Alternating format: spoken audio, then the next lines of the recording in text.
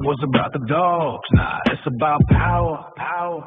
Yeah. Put up to the specialty, sunrise on the ground. Dogs in the groomer tents, whispers all around. Catalog smiles with the tension in the air. Every handshake got a hidden little snare. Bored in the back room, running quiet little schemes. Bylaws in the pocket like a stack of poker dreams. Say it's for the breed, but they guarding their throne. If you question anything, they coming for your bone. Grievance in the envelope, certified mail. Club justice system, but the day. Okay, so good evening, everyone, and welcome back to Savita Untethered Thoughts. And if you're just joining, welcome. So grab a coffee, a tea, beer, whiskey, whatever keeps you comfortable, because tonight is going to be, it's probably going to run a little bit long. I know that the video that I'm going to react to tonight is Gerald's stream runs a little over an hour, and so once we start dropping facts and discrediting claims, it's going to stretch beyond that. So tonight we're examining two major statements made in this interview: the biological claim that dogs don't sweat, and the narrative that the albino mutation represents a rare color. So I'll be reacting to the conversation between Gerald, the Doberman guy, and the self-titled King of White Dobermans. And so while we compare these, their words, to verifiable data from DobeQuest, the DPCA documentation, and basic canine biology, this is, I just want you to know this is about opinions. This isn't about opinions or drama. It's about evidence. So settle in, get comfortable, and let's get into it. And we'll probably start, I think he starts pretty early on stating about dogs don't sweat. So we'll probably start with a little bit of biology before we get into the WZ and what that means and the mutation. But I'll do a little bit of biology, because if you're going to breed dogs, you should at least understand how they sweat, because dogs do sweat. There is such things called the Eccrine glands and the Apocrine, Apocrine glands. So once we discuss those, then we'll get into more detail of what they do and all that stuff. So I think we should get into the interview and start discussing all that. So I will start the interview now. They either have it or they don't, right?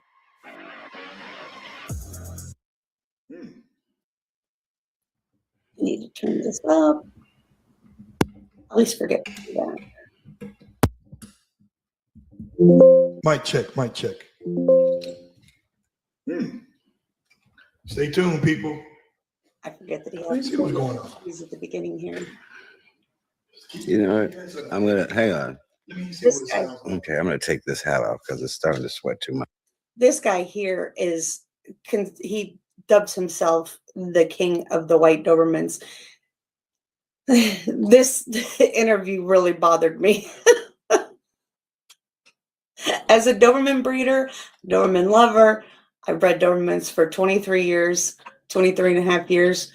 Follow the DPCA, follow everything about the standard, and this guy really bothered me.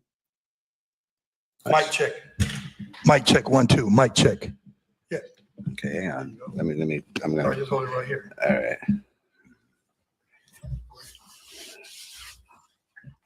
Now I'm gonna sweat too much. I'm gonna tie this bandana on. Give me a couple minutes. We're not on right yet. Mic check, mic check. Shit. Fuck.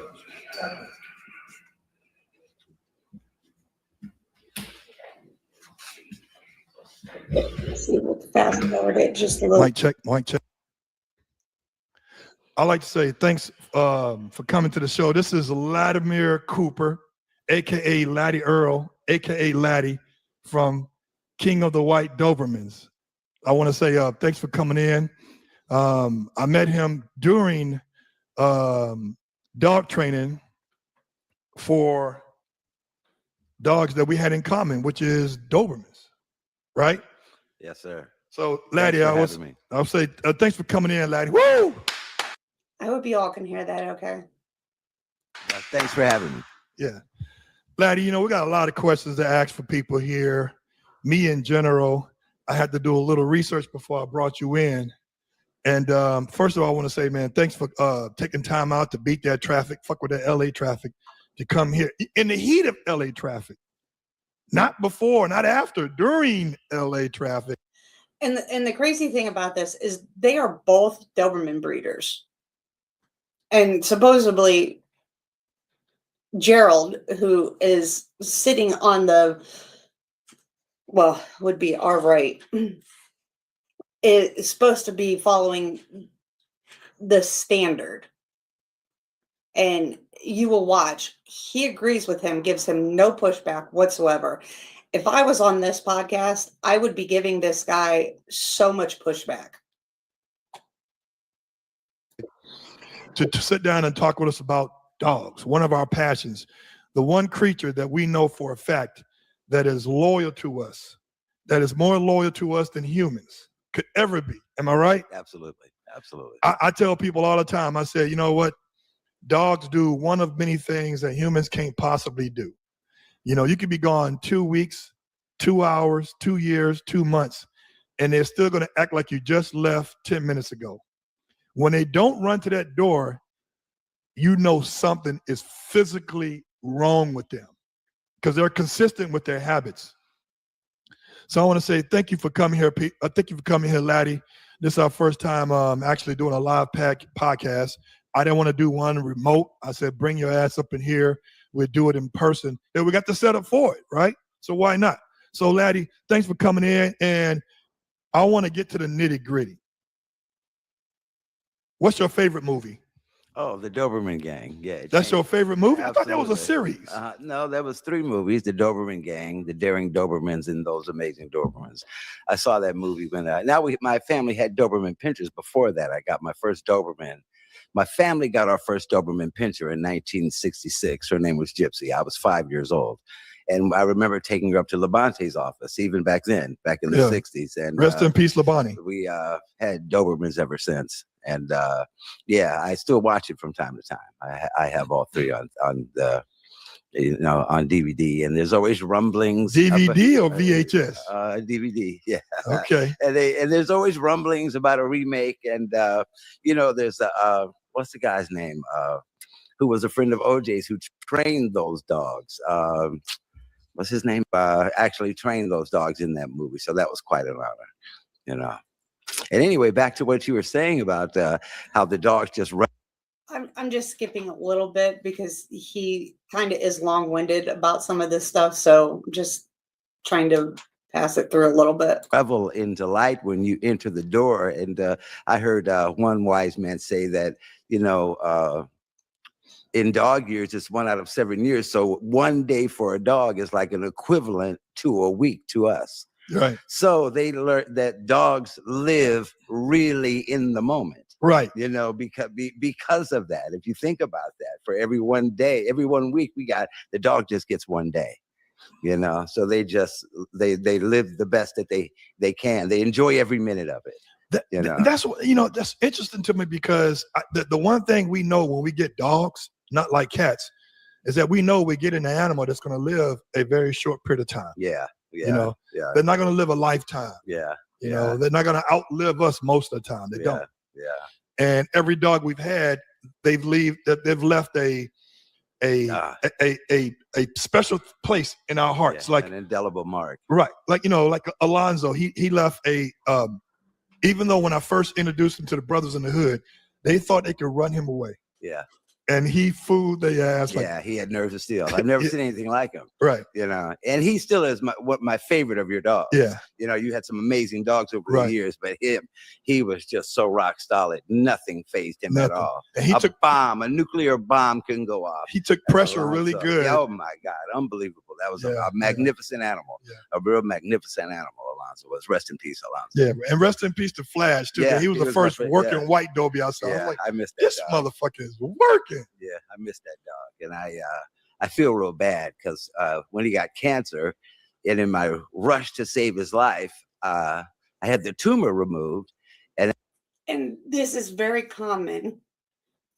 Notice he said white Doberman, and I will prove it later, but this is very common in white Dobermans. They're very susceptible to tumors. They're very susceptible to cancers. Once the tumor was removed, he never ate again. Yeah. And before he didn't, dogs don't know they have cancer. Right. So he's running and jumping and playing and just having fun. I knew he had cancer, so I rushed to try to fix it. And then he never ate. And then he ended up shriveling up a couple of weeks later. I whenever I think about that, it makes me sad. Yeah. You got a good 9 years out of Flash, didn't you? He 2 weeks from his 9th birthday, actually. Yeah. And that's almost a cutoff. Like, that's the max. Is like Alonzo was like almost 10. Yeah. When he passed away from it was some kind of cancer. It was not prostate cancer, but cancer of the kidneys or something. Yeah. And we had to put him on a low some kind of special diet, and it was on a matter of time. Yeah.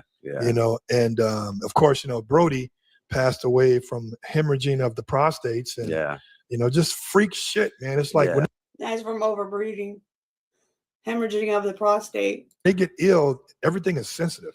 Yeah, and when it comes to these are human diseases. In man's quest to create these perfect animals, these dogs have taken on our diseases. Wolves don't get cancer. Right. Wolves don't get epilepsy. Wolves don't get hip dysplasia. These are humans making these perfect animals for form and function, and we like the form and function of the Doberman Pinscher, But they've taken on our illnesses, which is very sad and heartbreaking and expensive.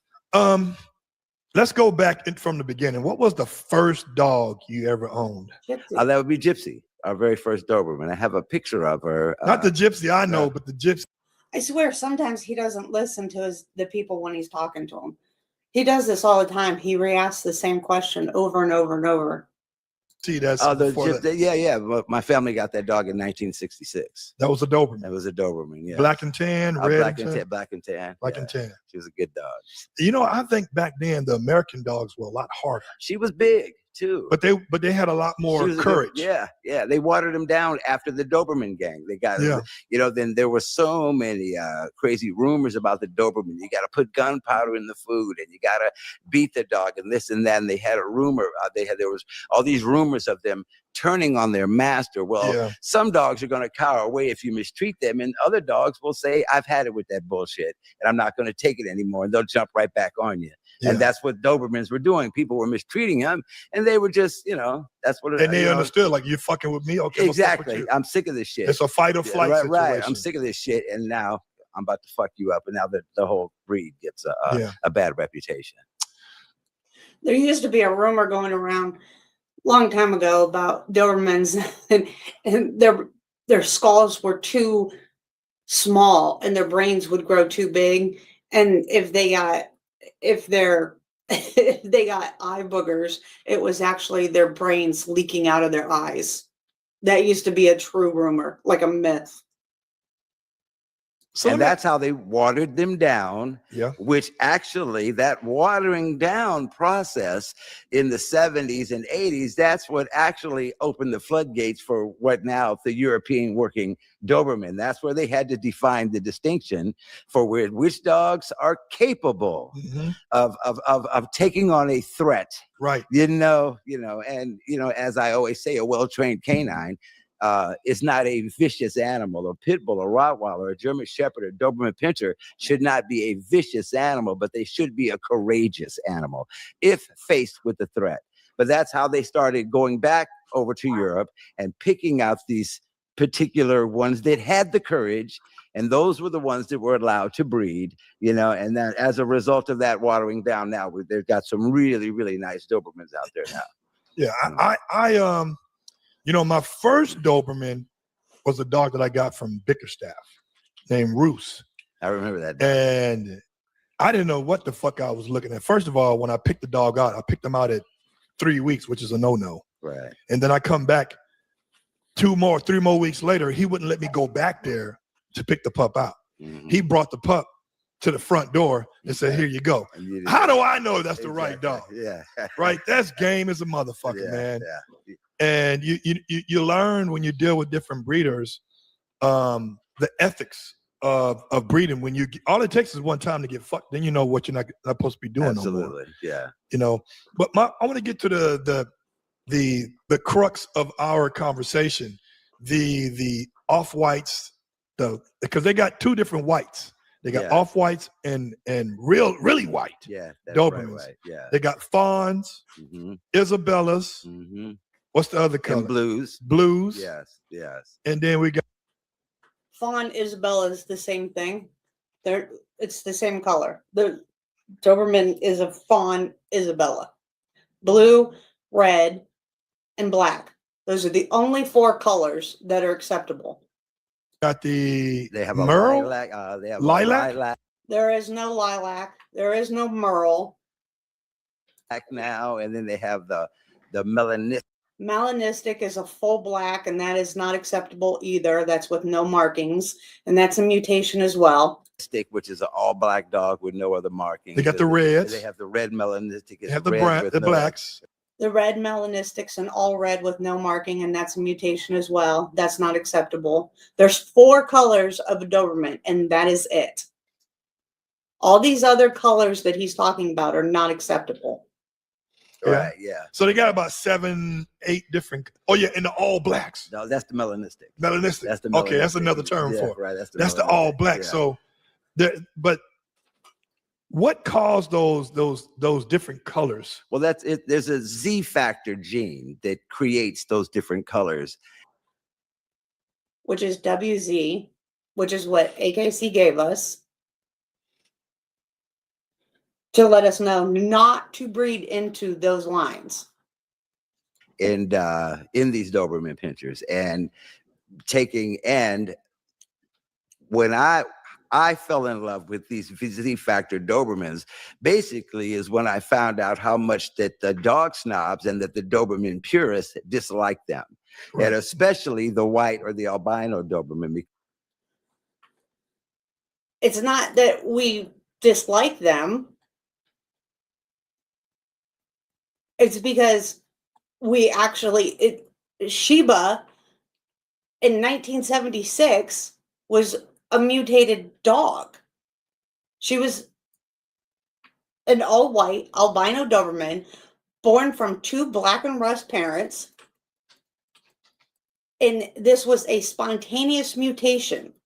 It wasn't a recessive gene. It wasn't anything that was like, oh, this is like just popped up out of the blue. It was a recessive gene. And then OSU and veterinarian research literally bred these dogs and found out that the TYR gene defect causes pigment loss, ocular abnormalities, photophobia, increased cancer risk, structural and developmental issues. And that is why AKC in 1980 gave us the WZ factor to warn us not to breed into these lines.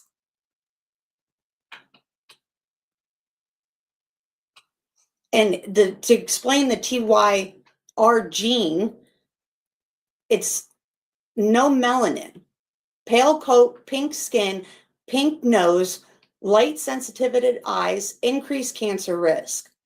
Not a color. That's albino.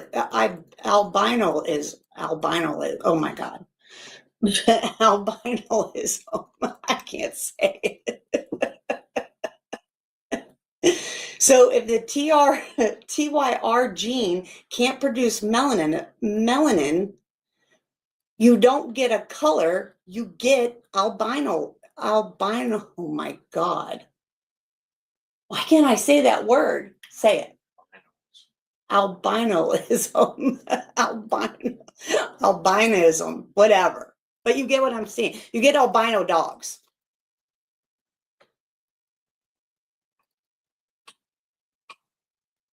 And it's, the actual word is Tyronese. Tyros, TYROSINASE. That's the actual word, but it's short for the TYR gene. So it's not being a snob. Doing all that research from OSU and other veterinarian research, the DPCA and AKC both agreed to actually give us a heads up, like, hey, don't breed into these lines, because all these dogs, all the WZ dogs can go all the way back to one bitch. And that one bitch, I'll show you, that one bitch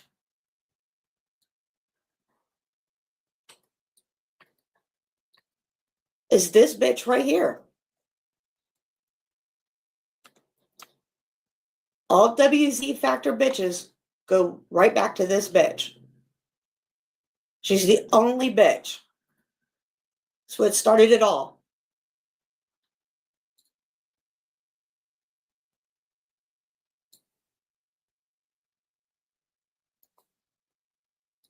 And this is her pedigree.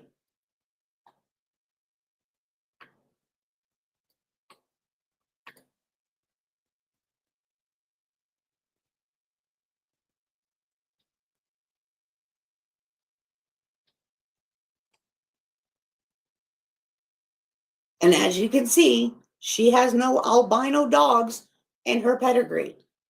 She was a spontaneous mutation.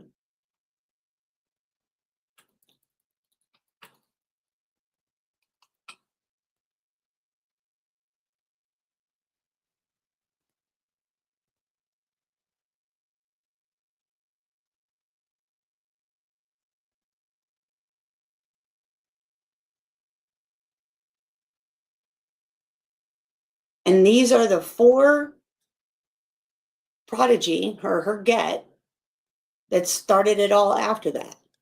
And then you can follow the whole pedigree on.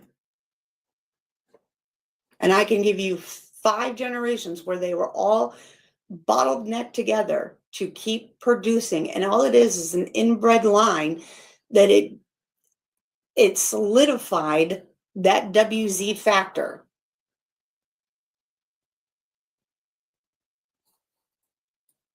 So all he's doing is breeding this inbred mutated line. So I don't understand about these people. So it wasn't the snobs of the world. It was people doing the right thing and not breeding this line. Because there was so much bad press about them being untrainable and unpredictable, and they love to kill children. So I kind of want to. No, it's not unpredictable and love to kill children. Is they have a frenzy because they have mental issues. to prove them wrong. You know, they do have sensitive skin, and they do they can't filter Alopecia. the blues are prone to alopecia. Well, yeah, the blues and the Isabellas are prone to alopecia too, but these are also have skin issues and are prone to alopecia. And what does that mean for us layman terms? It's where the hair falls out when you lose hair, but it can be treated with Ivomex. We got tricks. We know We got tricks, but why do you want to do that?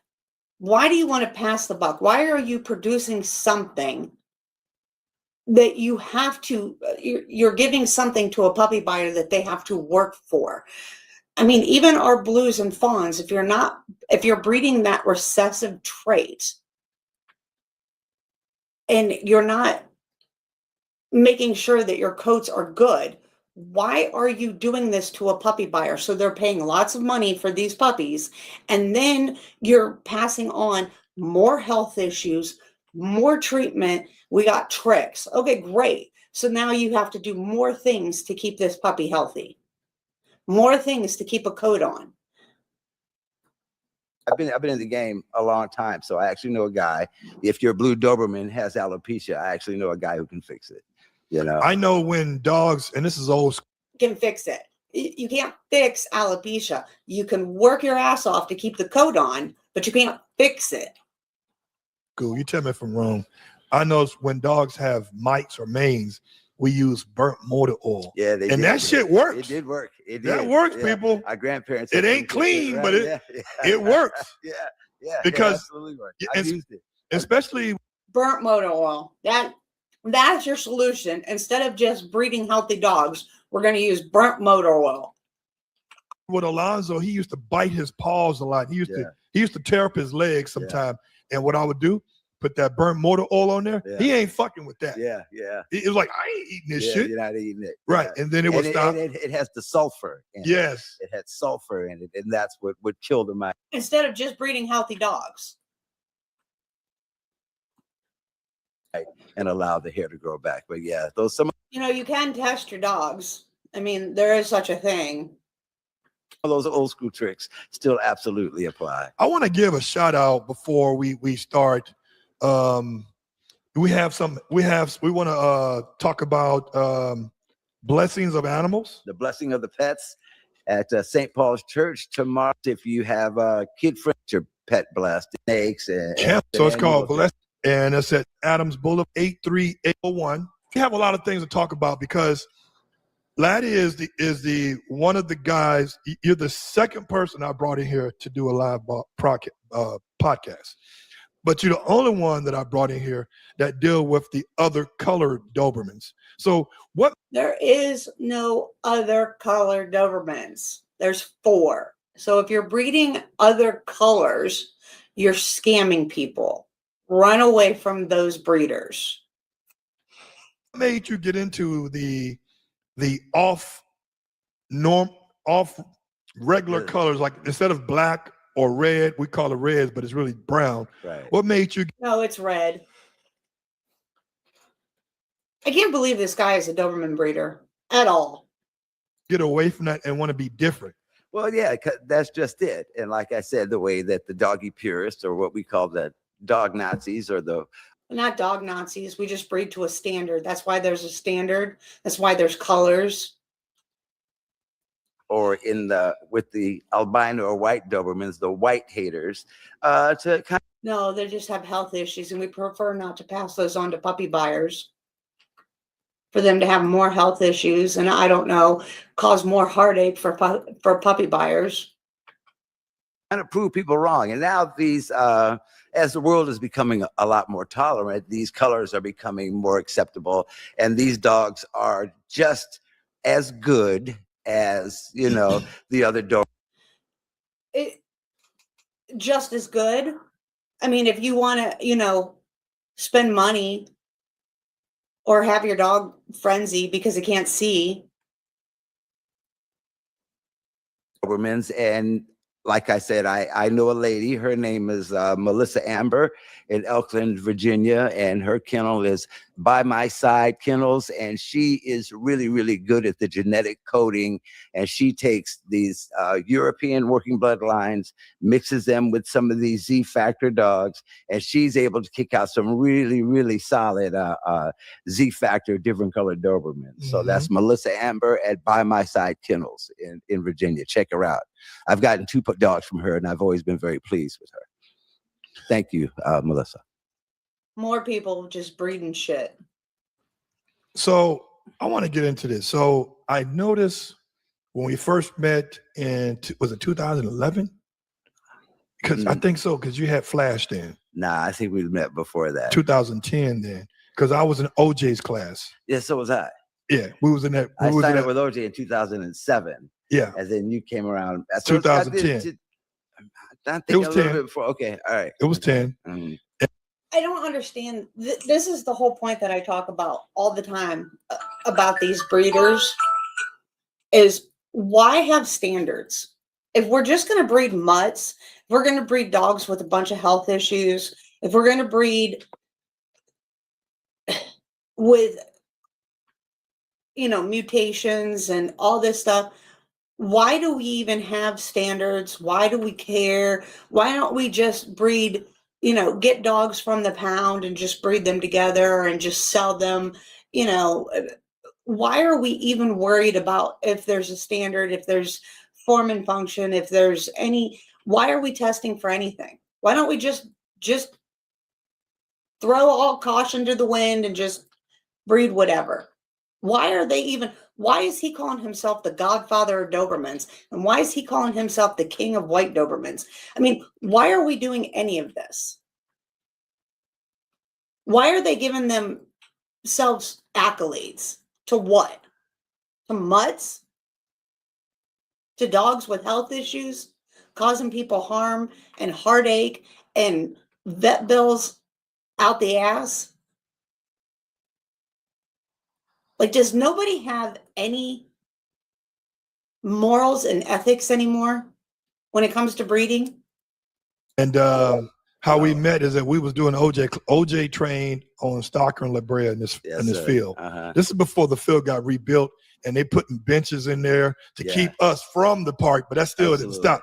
Remember Bernard Parks used to be hiding behind the bushes and shit. Pictures of us and stuff. Isn't that crazy as shit? Somebody told me today that they realized that most people that were in dogs were nothing but pure shit and just in it for the money. And that statement was probably the truest statement that I've heard in a long time. Because when you watch stuff like this, you have to believe that. Because where did all the ethics go? Where did making litters and really learning about the dogs and learning about the genetics and learning about the lines and making a good household family pet go?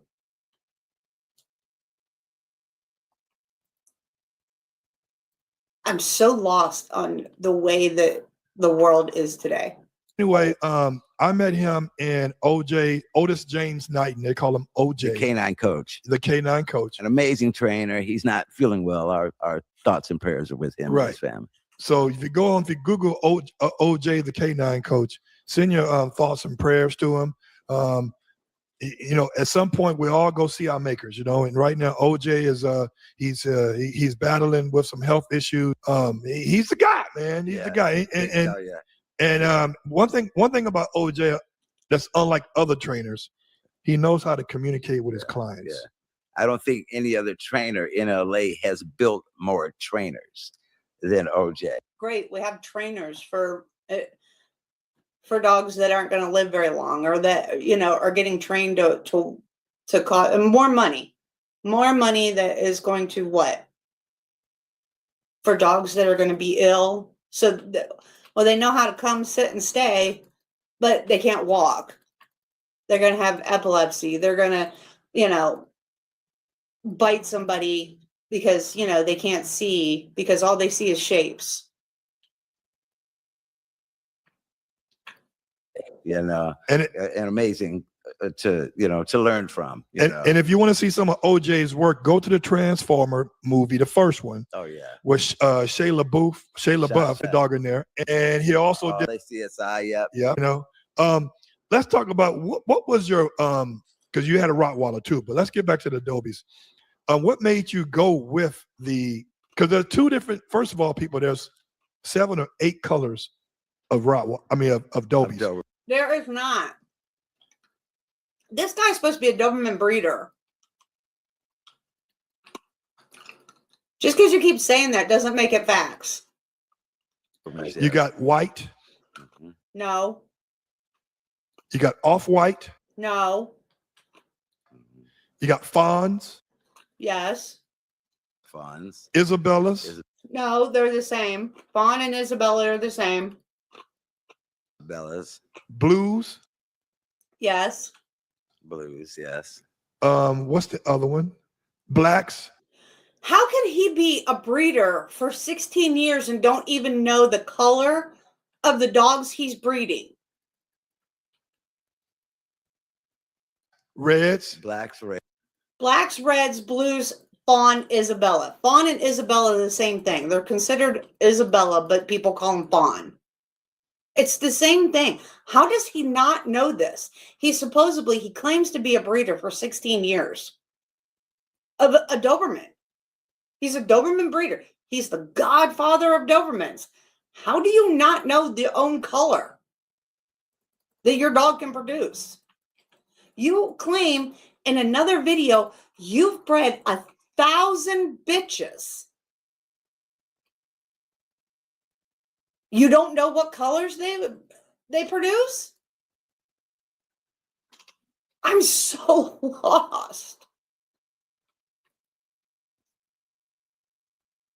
Reds. What is the other Fawns. one? What's that spot color now, the new one? I mean, you all have to realize this interview was only 11 months ago.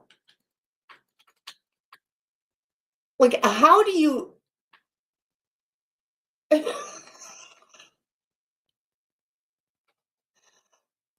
It's called they call that a Merle.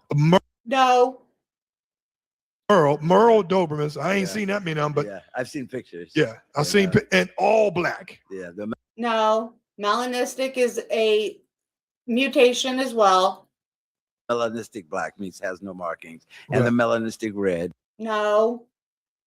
that has no markings. I haven't seen one of those, but I'm sure they're out there. I haven't seen any in person, but I've seen them in pictures. So what made you get into the traditional Doberman?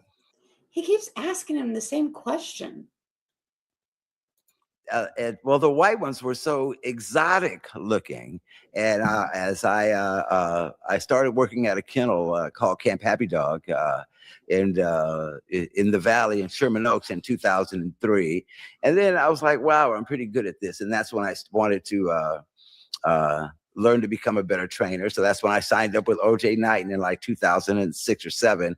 But the attention, I couldn't take 10 steps anywhere with my white Doberman without people wanting to take pictures with them. And I was like, wow, they really are good for business. I remember you. Good for business.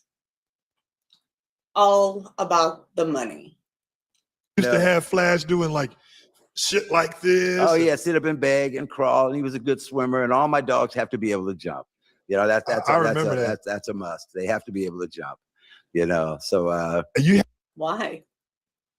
Had them, you taught them how to beg too. Yes, taught them how to beg, how to crawl, how to roll over. Huh? White dogs can't jump. White dogs can't jump. That's not a movie. Over, swim, jump, lots of good stuff. You know, Dobermans are very smart. Mm-hmm. They're very, very smart. They are. They're very intelligent. You know, so and it's just all how you raise them. You know, if you don't let your puppy, you can teach them, you know, anything. You know, as long as you don't allow your puppy to see any fear, your puppy will grow up to be confident. And if you have a confident puppy, it's easier to teach your dog, you know, some fun stuff. And that's what I like to do when I do the CGC, which is the Canine Good Citizenship Certificate for the American Kennel Club. I'm an agent for them, but I like That's sad. They shouldn't allow him to be an agent. to, when I'm doing my obedience class, I like to have the dogs jump over the park bench and jump up on the table and let's do a little change position here or there. So I like to, when I do my obedience, I try to show people how to have a little fun in the park with their dog at the same time, instead of just that boring walk around you see people doing, just the humdrum walk. Have some fun, you know. It's an athletic dog, it needs exercise, you know. A sedentary life, if you have a sedentary kind of a slow motion life, you don't need a Doberman. You know, just walking, that dog needs to he needs to run full speed. That's not true.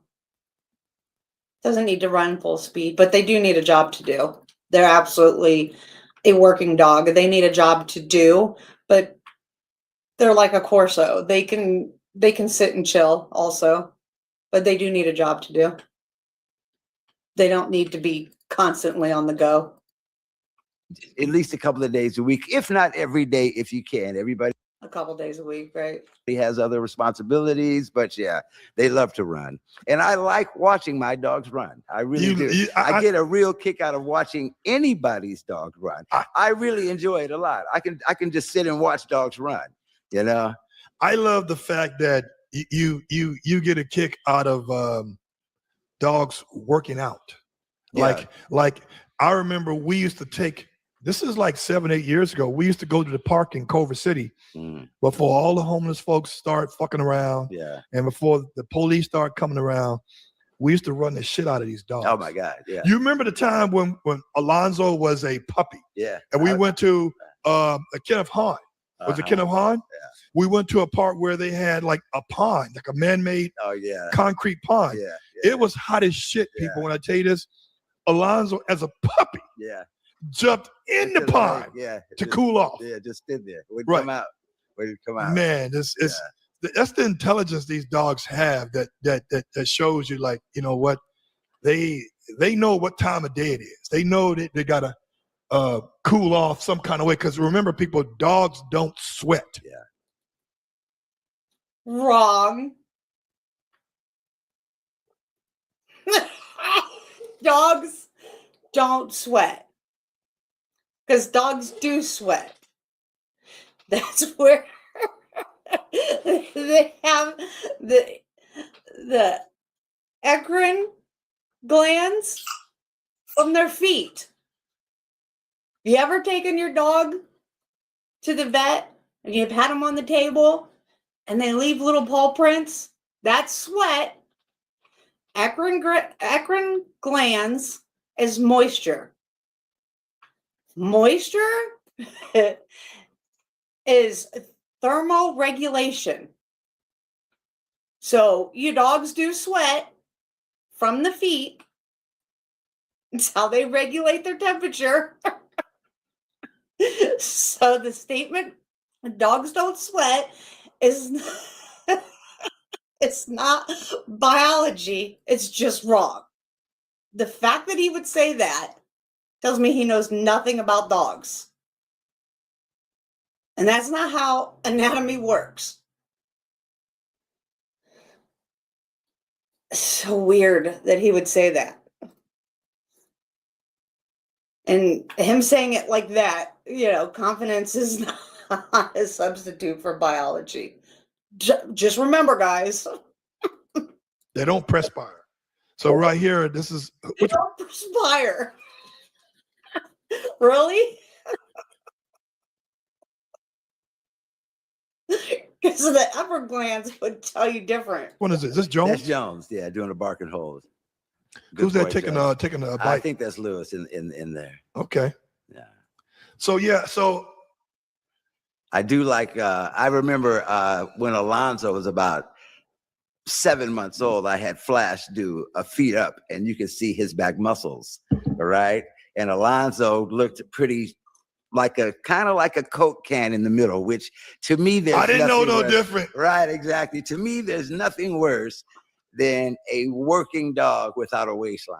You know, the dog should Should have had the last V-shaped. 2 ribs. Yeah, the last 2 ribs, yeah, should be showing, you know, and that means that dog is in good shape. It has big muscles coming off his hind legs, you know. So, and I said to Gerald, I said, you need to run that dog. He's like, what do you mean? So then we went to the park, and Alonzo was 7 months old, but Flash was grown, so he would just chase, Trying to keep up with Flash. And then then I started running him to keep him in shape as he was going for his Schutzen titles. And even Brody, as he got his Schutzen 1 and his Schutzen 2, Yes. I would keep him and run the hell out of him like his daddy wanted, to keep him in shape so he could run those blinds and chase down the bad guys. Right. And the thing is, people, the way Laddie does it is the way that I was trained. We were overtrained in practice. So when we do compete in a show, it's easy. Yeah. Dogs don't get winded. Yeah. It was like running 3 blinds. That ain't shit. I'm used to running like this shit 20 times. Yeah. Right? Yeah. So just like when I was in the police academy many years ago, that's when I had hair people. It's called pre-academy. Okay, that means that when the departments hire you, they're not hiring you when they have a class. The class may not be for 2 or 3 months, right? So in the meantime, they hire you to get your human resource shit in, and your paperwork, your medical insurance, all that stuff. And in the meantime, we would run up and down hills, and they said, you're going to be more in shape now than you're in the academy. In the academy, they're only going to run like a mile, maybe. We was running pre-academy. We was running 3, 4, 5, 6 miles a day. So we actually got out of shape in the academy. So what I'm saying is, my dogs got in shape when we were training with Laddie. They got out of shape during the competition because the competition was like, it's like this is easy. This week. Yeah. What we doing here?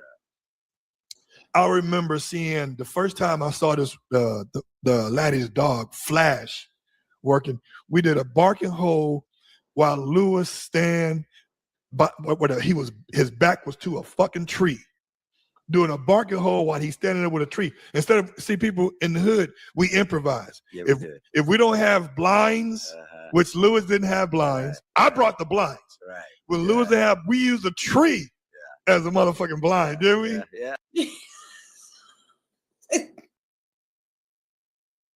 In the hood. If we didn't have an ATM machine, we would use a tree. Yeah. Yeah. So An ATM machine? Yeah, an ATM machine. Just have an ATM machine set. As an ATM for the for the ATM scenario. Yeah. Yeah. So trees come in handy. This is what you do, people, when you improvise. So I want to get into what we had talked about. Let me see. What was this? Right? What's this coming? Another one puts a penny in the food for. Let me see. Another one is to put a penny in the food for worms. Oh, let me see. Or you can just get worm medicine. Put some old tricks. Yes, it's work from. Okay. Oh, okay. Get him. Go get him. Audio sounds great. Thanks, Doug. So yeah, a lot of people leave comments at times when we're talking. We're going to read you guys' questions.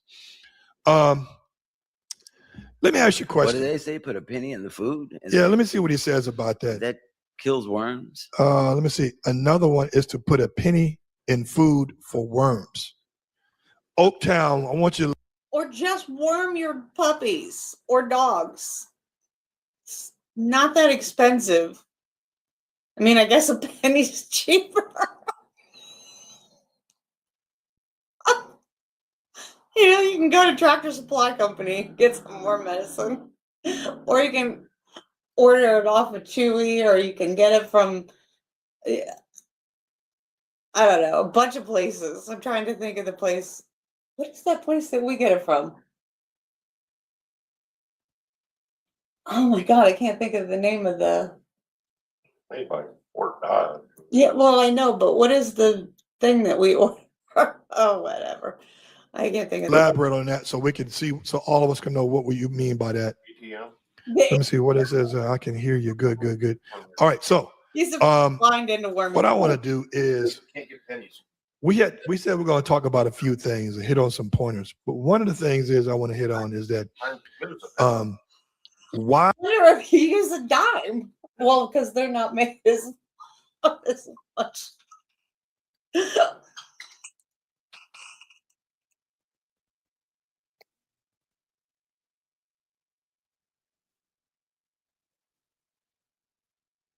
Oh.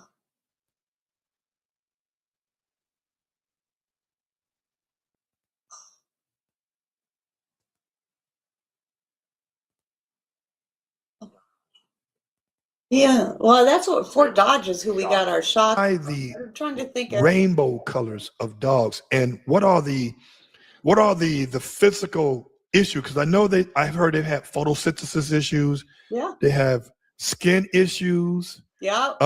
What have you And look at him shaking his head like he absolutely knows all this stuff, but yet still breeds those dogs.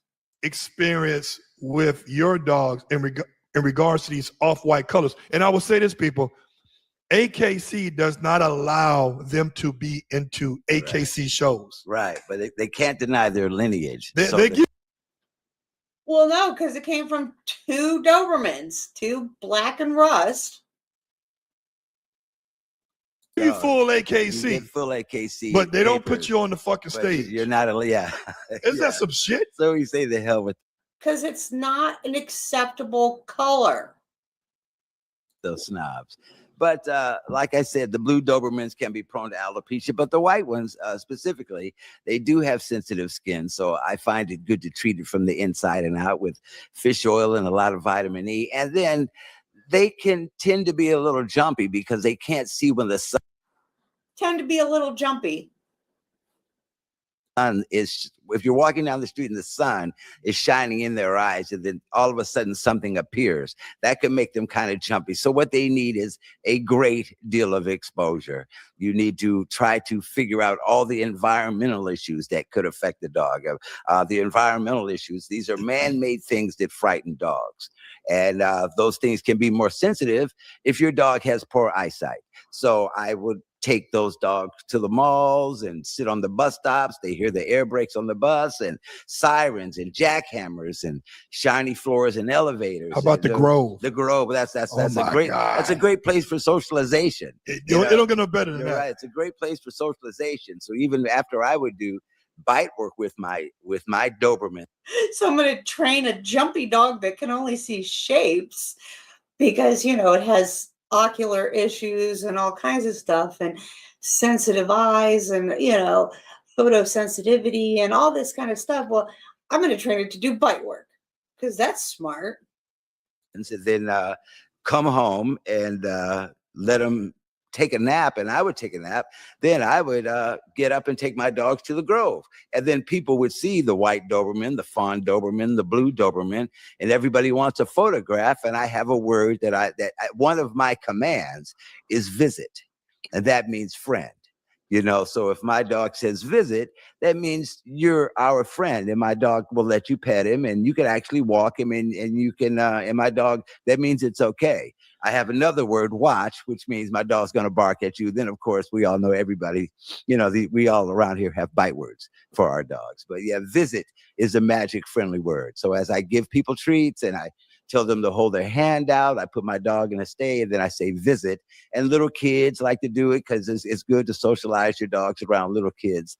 So I think it's important to Definitely socialize your dog around little kids. I don't think that it's smart to be taking a jumpy dog. This is where it becomes scary for these type of dogs. And this is why it is not recommended to breed these dogs. Is because of everything that he's saying. And then you train it to do bite work. I mean, does that even logically make sense? have a well socialized canine around, you know, people, wheelchairs, crutches, taking to Venice Beach where there's drunk people screaming and carrying it on and acting a fool. The dog should be solid under those conditions. I agree with everything he's saying. I just don't agree with the type of dog he's doing it with. Because at the end of the day, they are liabilities. Absolutely. They're not. It's not a luxury to. It's a luxury to have one. Yeah. You know. But yeah, I would say that the most important thing of owning a dog is understanding that they're still animals. Absolutely. and anything can pop off. Absolutely. That's one of the benefits of the CGC. So if your dog has his canine good citizenship certificate, and say you did still end up in animal court for something, it does show the judge that you took the time to train with the certified professional, because the judge in animal court knows that they are dogs, and the best trained dog on the planet Earth still makes mistakes, So they because the court's going to try to say you just left that Rottweiler or that pit bull chained up in the backyard and he got loose and did something, Mm-hmm. So Yeah, but I wonder if having your CGC, and that's great that he does that, but then also having the ocular issues, the photosensitivity, all that stuff on top of it, and then training it for bite work, and then having a bite issue. If that all plays a part in today's world, maybe not in the 90s, but in today's world, if that would come into play. Dogs will get the bad rap. And speaking of that, when dogs get a bad rap, I'm a firm believer that animals are fair and only people are unfair. So even when you hear where a dog has done something terrible, that particular dog had its reasons, and its reasons were valid. Now, nobody wants to see children or innocent people get hurt, but that dog had its reasons. For instance, the gardener leaves the gate open and the golden retriever gets out. Well, say the golden retriever sees something that he doesn't trust. The golden retriever is going to run the other way. Say the gardener leaves the gate open and the Rottweiler or the Doberman or the German Shepherd or the Pit Bull sees something that he doesn't trust. A more confident dog like that is more likely to make that what he appears to be a threat go away. Right. So that it's a terrible thing, but that dog had its reasons, and that reason is valid. But the dog will end up paying the price for that, Yeah. Unfortunately. I don't necessarily agree with all of that. There's not always a reason 100%.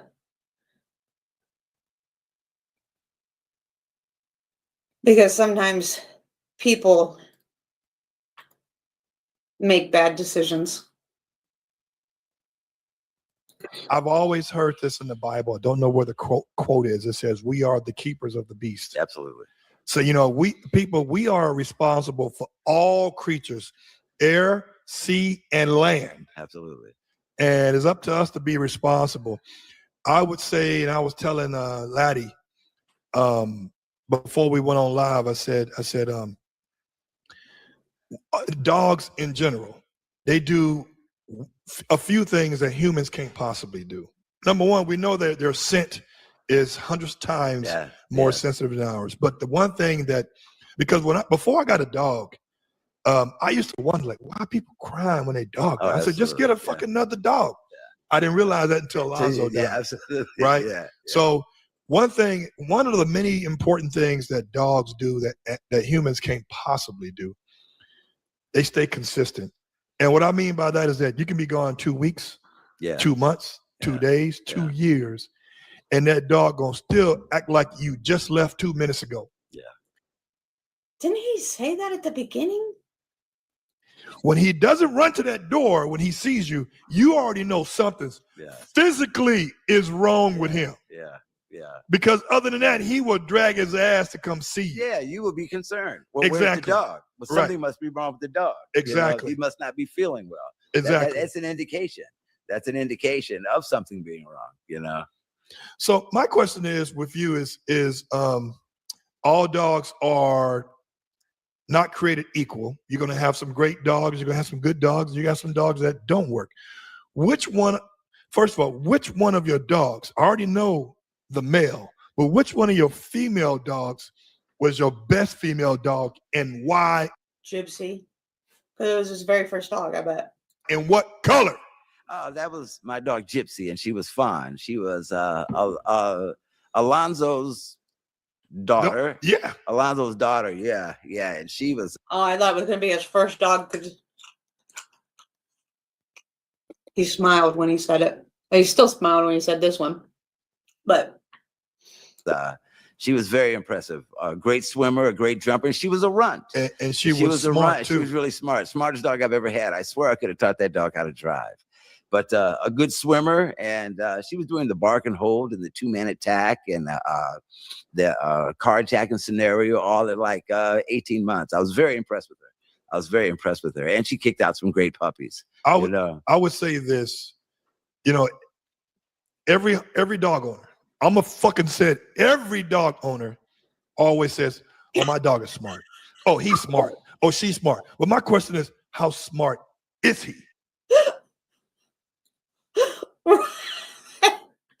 I only watched the beginning part of this because I was like, oh, I have to do a live on this because the dude made me so mad about all the colors. And I was like, there's not all these colors. And then he said about dogs don't sweat. And I'm like, how can you be breeding for 16 years and know that dogs sweat? And then I was like, did he just repeat that? I mean, I know that I didn't I don't know. I thought it was like deja vu. Right? So it's like you're biased.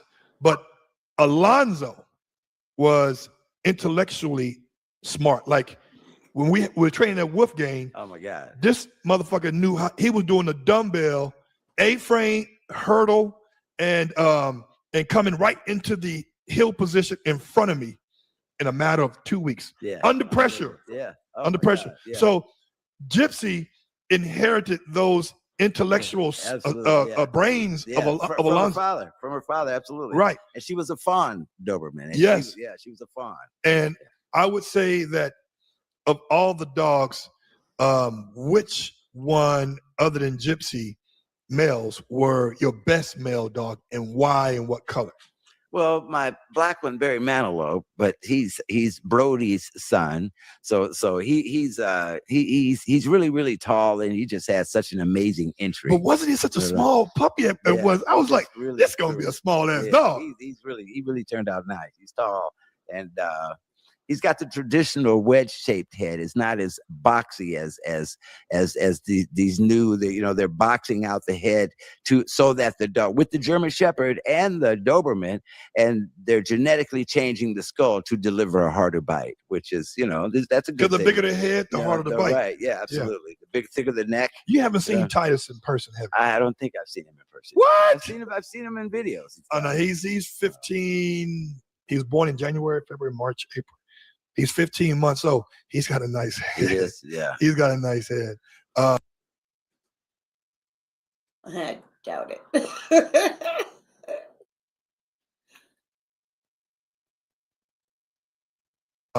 And he bites hard too. Yeah, good. Yeah, good. really hard. But Cisco has a head like your boy Barry. Yeah, more of the traditional. But Al says he's the hardest biting Doberman. Really? Okay. Yeah, so that says a lot considering that he's fucked with. I'd like to see what their traditional is.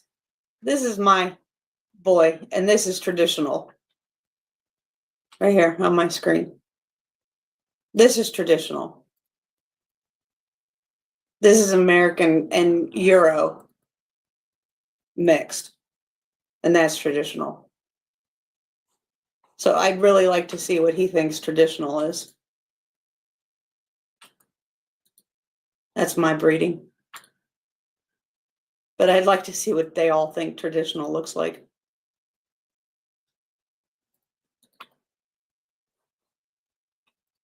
Brody. Yeah. For years. Yeah.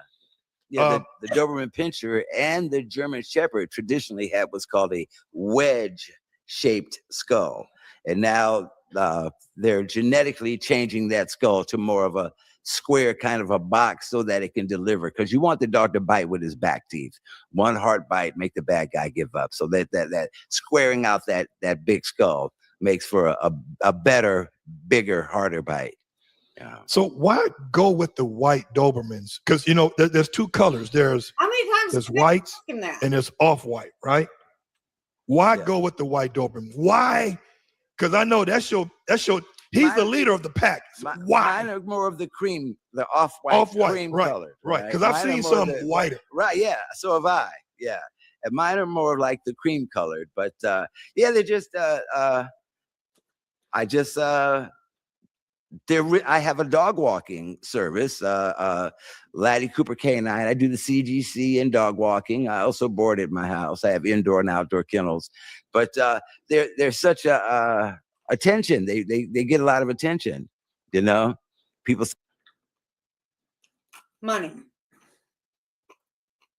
say I must meet a lot of girls. Well, I don't really, because I'm always just hustling, passing out business cards. But the dogs are very handsome, so people want to take pictures. And then if I can go to a park in a fancy upscale neighborhood and have my dogs jump over the trash can and roll over and do a couple of tricks, that so they help generate money for me. All my dogs work.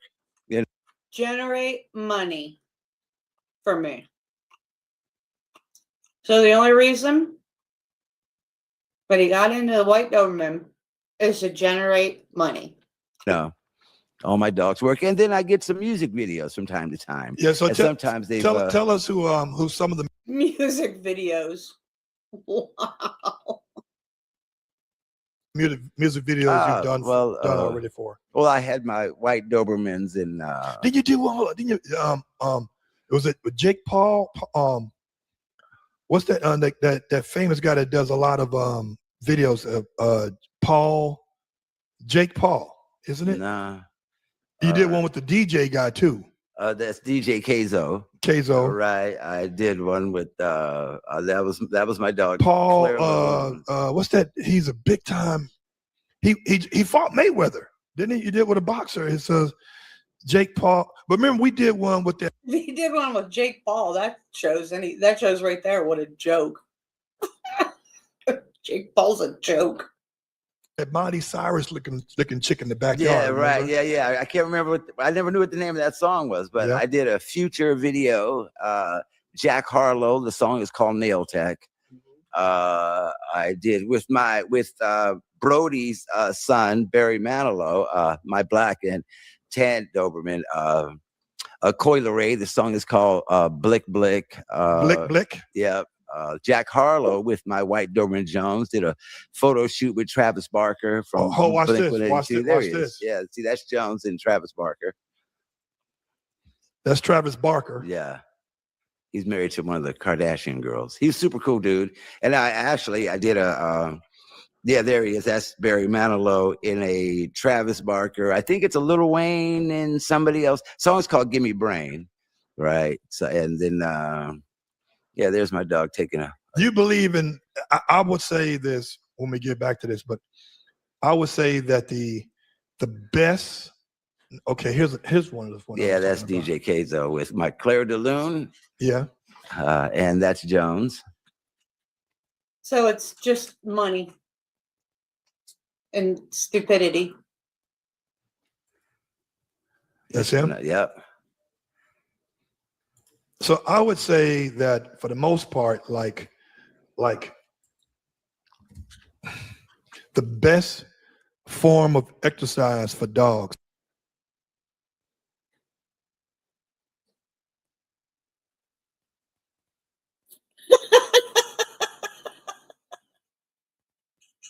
Right.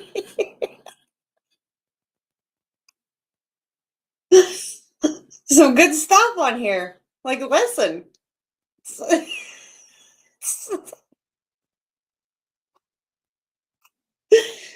Don't even have to go to the vet.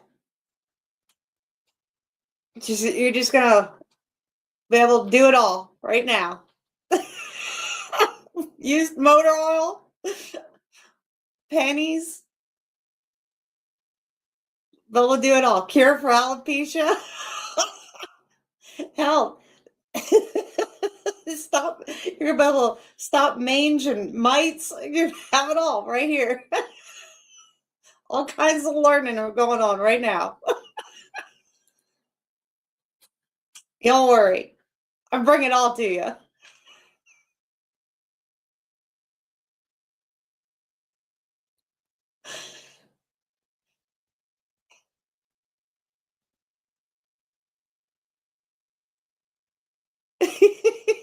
Right.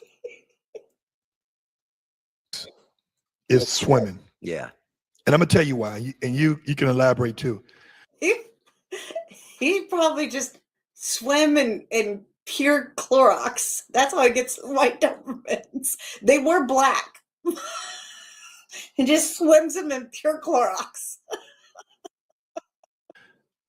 First of all, it's great on their joints. Yeah.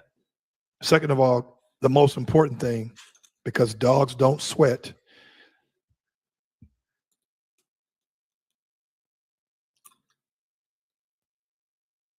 Listen,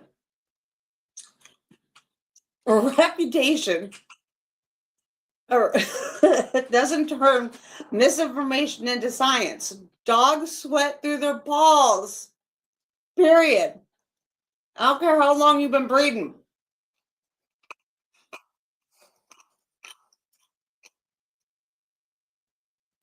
Your 16 years of experience is not evidence.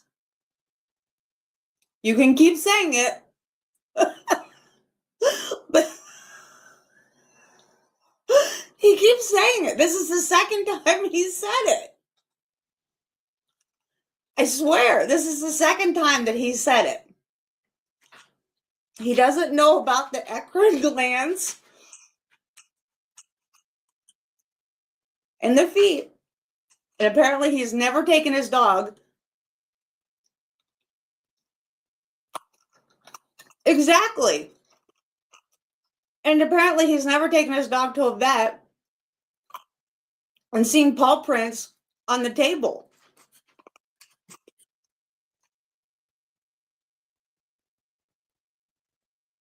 He doesn't know about that.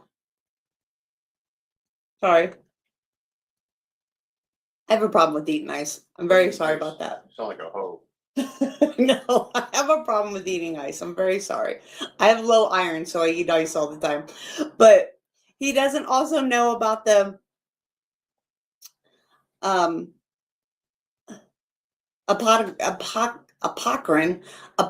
glands that is all over the body. So apparently he has no idea about how dogs sweat, but he keeps and this is the second time, like he's doubled down on the fact that dogs don't sweat. So they need to go in puddles of water when they're out running around. Now they need to swim. He keeps saying this.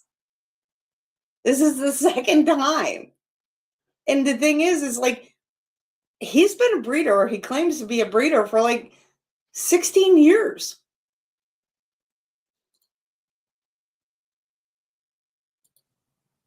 It keeps them cool. Yeah, they don't overheat. They can't overheat. So yes, heating up now. It's time to get.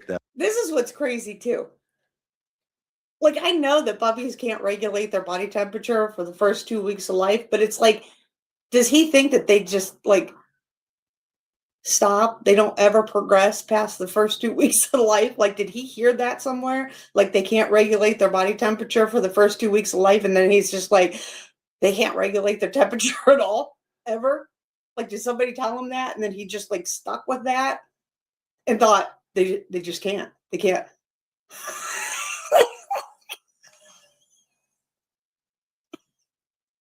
Like, I don't know where he got the fact that they can't sweat. Like, he's never looked at the paw pads of his dogs. Fuck. Oh man, that Rottweiler! I taught your Rottweiler how to swim in one Oh lesson. my God, Brutus! And now he can jump he jumps more than half the length of my swimming pool. That dog is a jumping fool. You know, he really, boy, when you hold the article that you're going to throw, he just loves it. You know, and he just kind of goes in on his own. That's really what a dog loves to swim. You know, my dogs will jump in the pool because of prey drive. If I throw something in there, but you start them off early. I start them off early with the vest, and then I push the head forward, and it doesn't take long just to keep them, upright. So yeah, I get them swimming pretty early. People, go to my YouTube channel at All World Doberman Club, and you'll see that video where we did a whole If you go to that page, you'll see what an idiot he is. He has all kinds of stuff on there that make you go, Series with Laddie in his backyard. He has a pool, and this is where Brutus actually learned how to swim. He swam.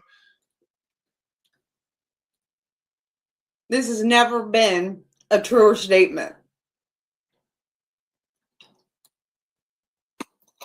Like a rock before I brought him. But now that takes motherfucker, off. he jumps in the pool. Yeah. This is the Rottweiler now. Yeah. He jumps in the pool even if there's nothing in there. Yeah. And if you hold the toy and give him a running start, he dock dives. He pretty much dock dives for a 100-pound Rottweiler. You should do some dock diving with him. Yeah. He really gets some distance and some height in the air. You know where I'm going tomorrow? I'm going tomorrow out there at Pete Medina's field in Riverside.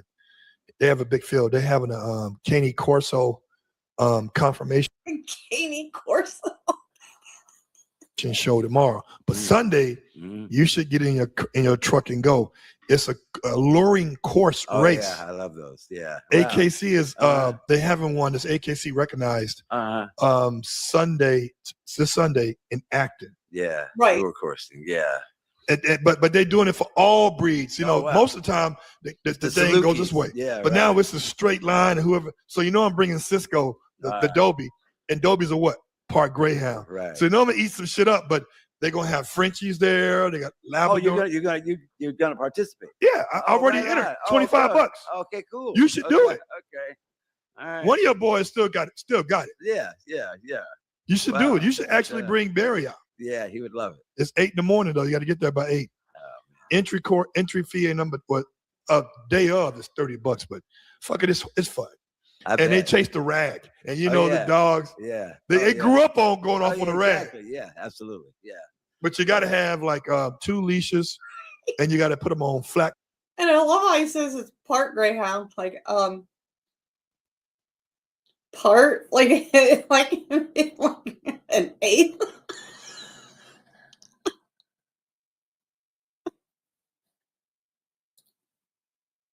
College, it can't be on chokers. Okay, absolutely. Yeah, that's with everything. With the CGC, it's got to be a flat collar, no pinch. So we're gonna pivot. We're gonna pivot. Let's talk about Well, we're gonna pivot. Let's talk about why did you get into white Dobermans?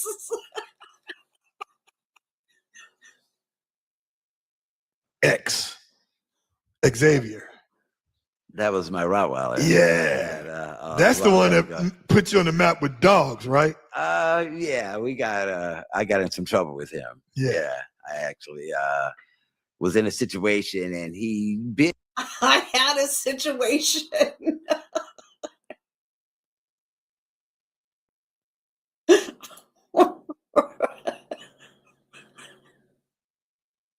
Right. He did the right thing. He defended me, and the guy that he bit cried the victim, and I ended up getting arrested a little bit, and I was in Lance Ito's court before the OJ. Yeah, trial. Judge Ito. He did the right thing. He defended me, and I ended up getting arrested. Oh. Right? Yeah, I was in his court. But I had a good lawyer, and everything worked out. But yeah, I had a Rottweiler named X, and it was on. He was a real Roddy. Yeah. I was someplace I should not have been. Right. Right. So, but he had my back, and I was someplace I should not have been. I have questions. It's always beautiful when dogs. Everything is clear to them where they know when to respond. Absolutely. Yeah. Like I had Bo. Bo really wasn't my dog in the beginning, right? And he attacked me twice when he had no reason to. Right. And I could never trust him in public with people. Oh yeah. Anytime you want to bite the motherfucker that's feeding you. Yeah. See, this is right. I think he's going to talk about this dog being put to sleep. He attacked him twice. Right here and on the back. Then you have no respect for nobody. Right.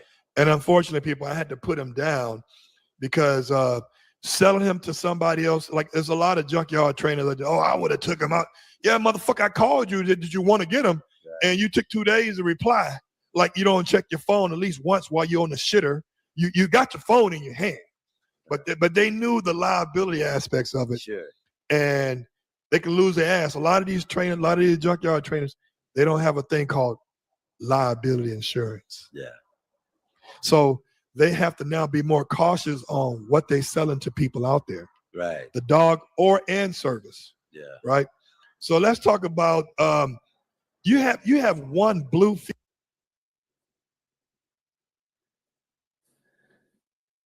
Mhm.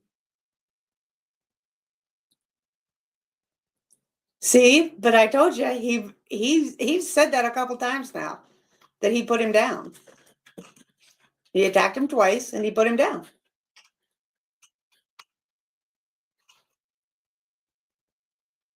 No, he has 2 now. Because doesn't I don't know. He has 1 and a 7-month-old, I think, or something. I don't know. He's hard to keep track of. Female. Yeah. That is. I don't know, but they're both at trainers all the time.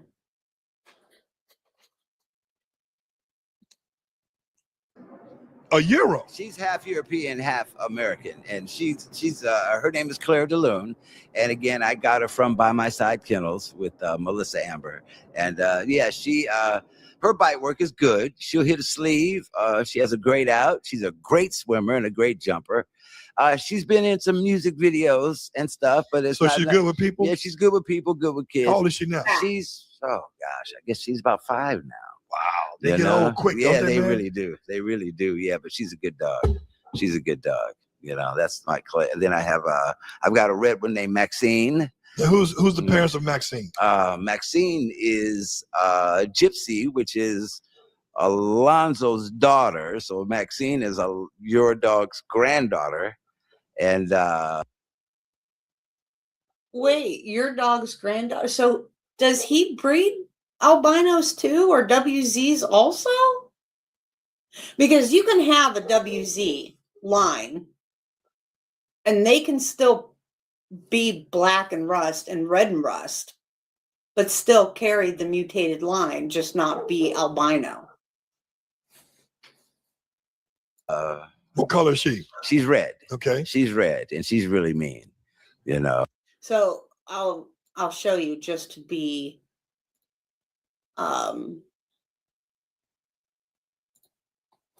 this is, so if we go back, this is on, so this is on the DPCA website, which is the Doberman Pinscher Club of America. Believe it or not, we drop this down to say like 10 entries. I'll scroll in a little bit so you can all see. This number here is how many registered there are. And if we look at color, you can see how many can be reds. I mean, any color. You can have blacks, albino, reds, whatever color.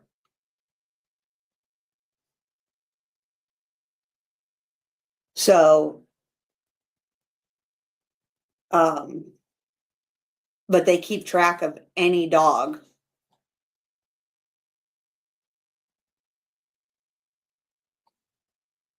For all the years. With the, that's from that original line.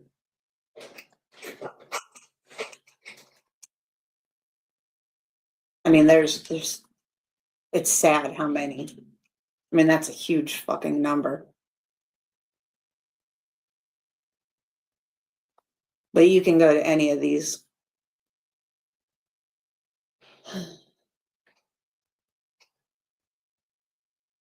Oh, I guess you can't click on them. Okay, so Dog Quest. If we go to Dog Quest and look up Princess, go.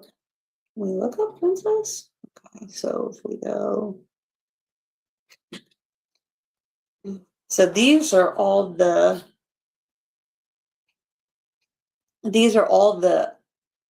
albino ones that are registered.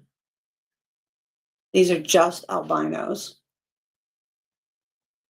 And then you can look, you can see their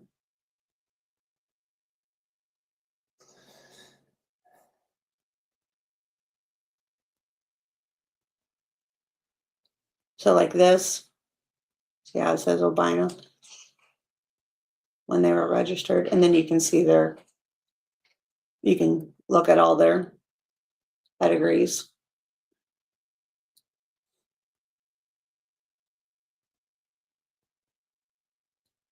To know exactly. See, this is the original albino.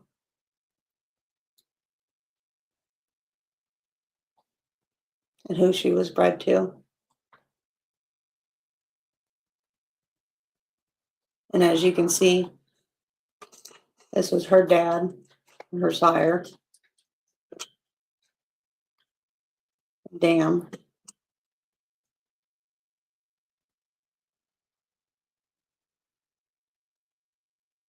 They took her son and bred it back to her to create another one. So it was just a constant inbreeding.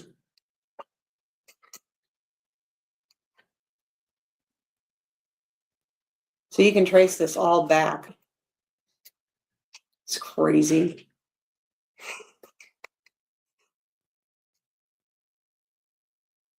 It's crazy how they kept doing that. I don't know why they would, except to learn about why it was a mutation.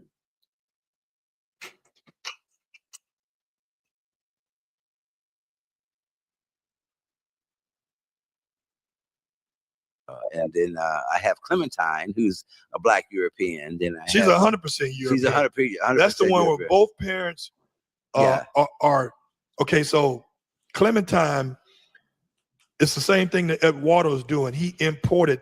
Let's put Clementine. Oh, that was the second time that he said that?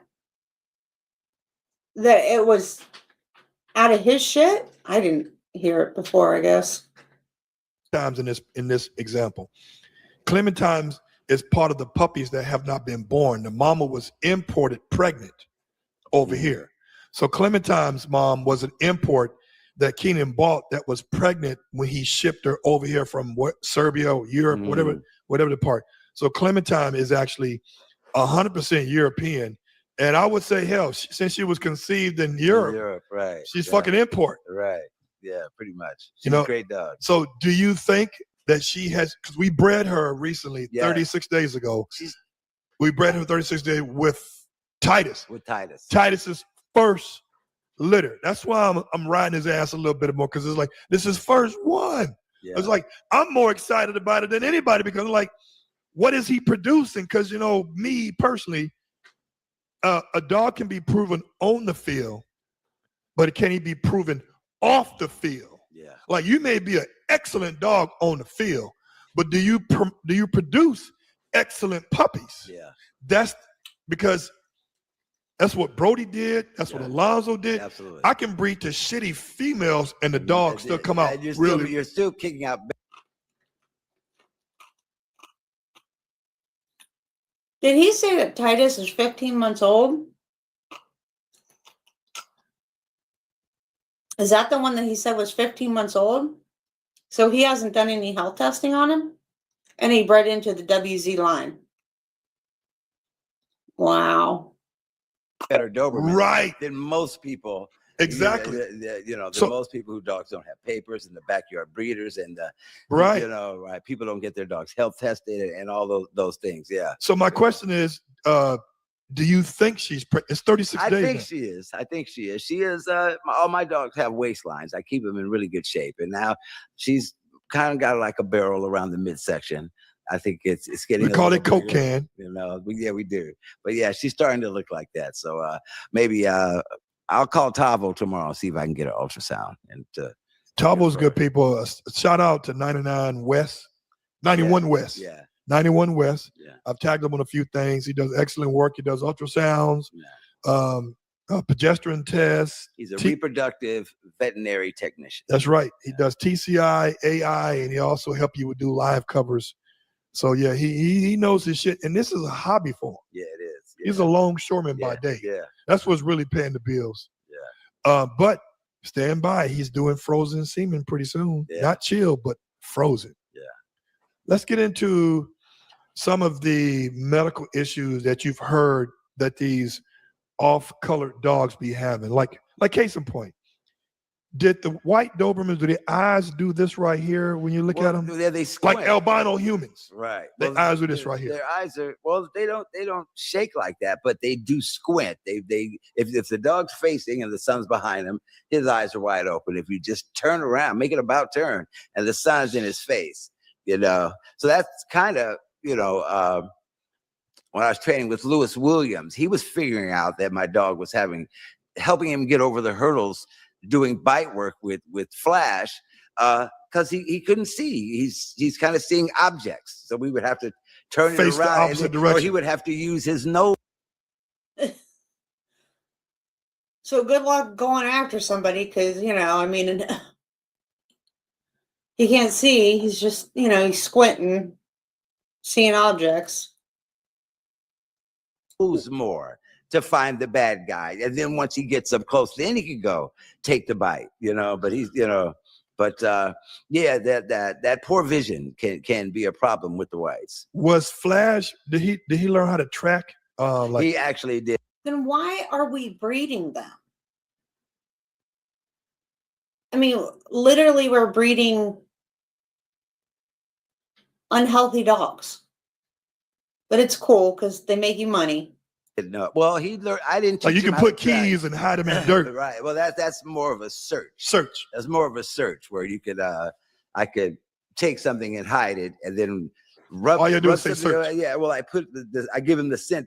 I put the scent on my hands and cover his nose with the scent of that article, and then have him search. It actually happened to me where a dog tried to bite me. It was a pit bull, actually.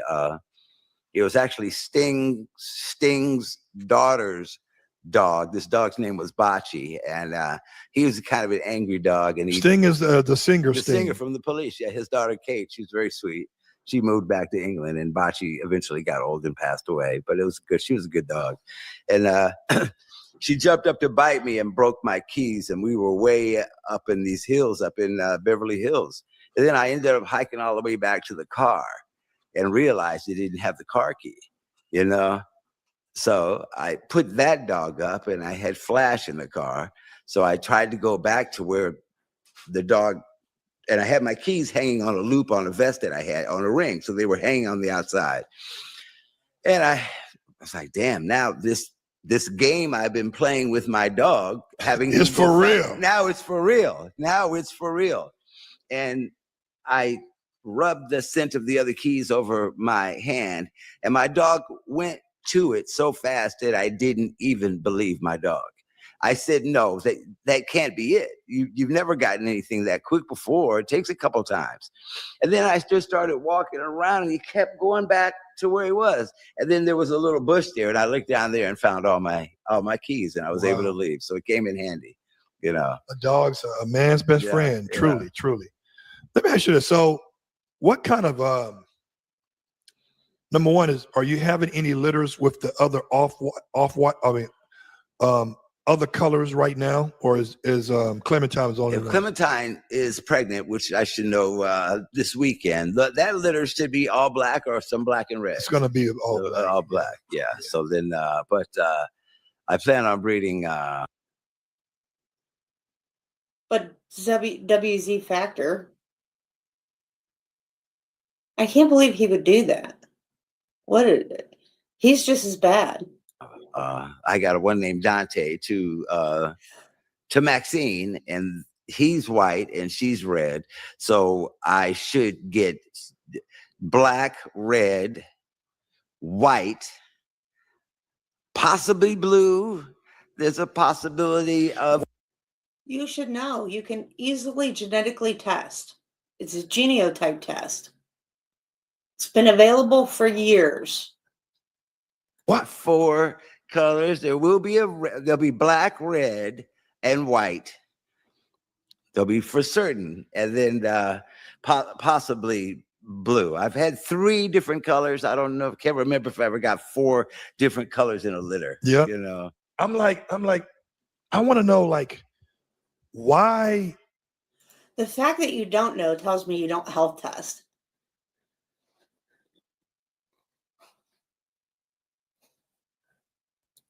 They're not as they're not as why are Dobies with multicolors are not as accepted as if you're getting a goddamn Frenchie, hairless Frenchies, Oh yeah, white Frenchies, yeah, blue yeah. Frenchies. Because of the health issues. Good breeders with ethics and morals don't breed for them.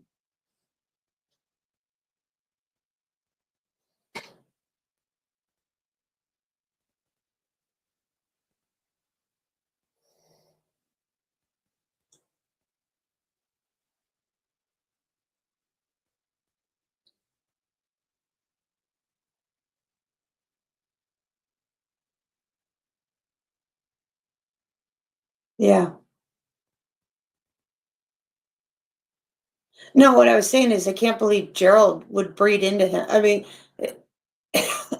I understand that Gerald's not the best person, but I thought he was just a hothead person. But breeding into his WZ lines contaminates his lines. I mean, he's no better now, in my eyes, as a Doberman breeder. Yeah. Moral. Yeah. Anybody with morals and ethics wouldn't breed into that line at all. Not even if you didn't keep a puppy or take a puppy back or whatever. The fact that you would breed into that line is only contributing to the mutated lines. Tricolor. Oh my God. They'll accept that shit. Oh yeah, the things they're doing to these dogs, these pit bulls with the Curly, these bulldogs with the short legs, micro bullies. Oh my God, yeah, they're really, man can really tear up. They accept that. Dogs. Yeah, they accept that, but they won't accept. Yeah, the whites and blues and fawns. You know, yeah, it's a shame, but the world it's becoming more tolerant. But yeah, it is just because people don't know, because people look at that and you're breeding it and they think, oh, it's cute. They don't understand there's health issues, there's mental issues, there's, vet bills that go along with your high dollar price. It creates you money, but it also creates money and heartbreak for your buyers that they don't understand about, because you're sitting here saying, oh, it's so great. You're on a podcast with people that are saying it's so great and acting like it's okay, because every Tom, Dick, and Harry now is breeding everything under the sun like it's just no big deal.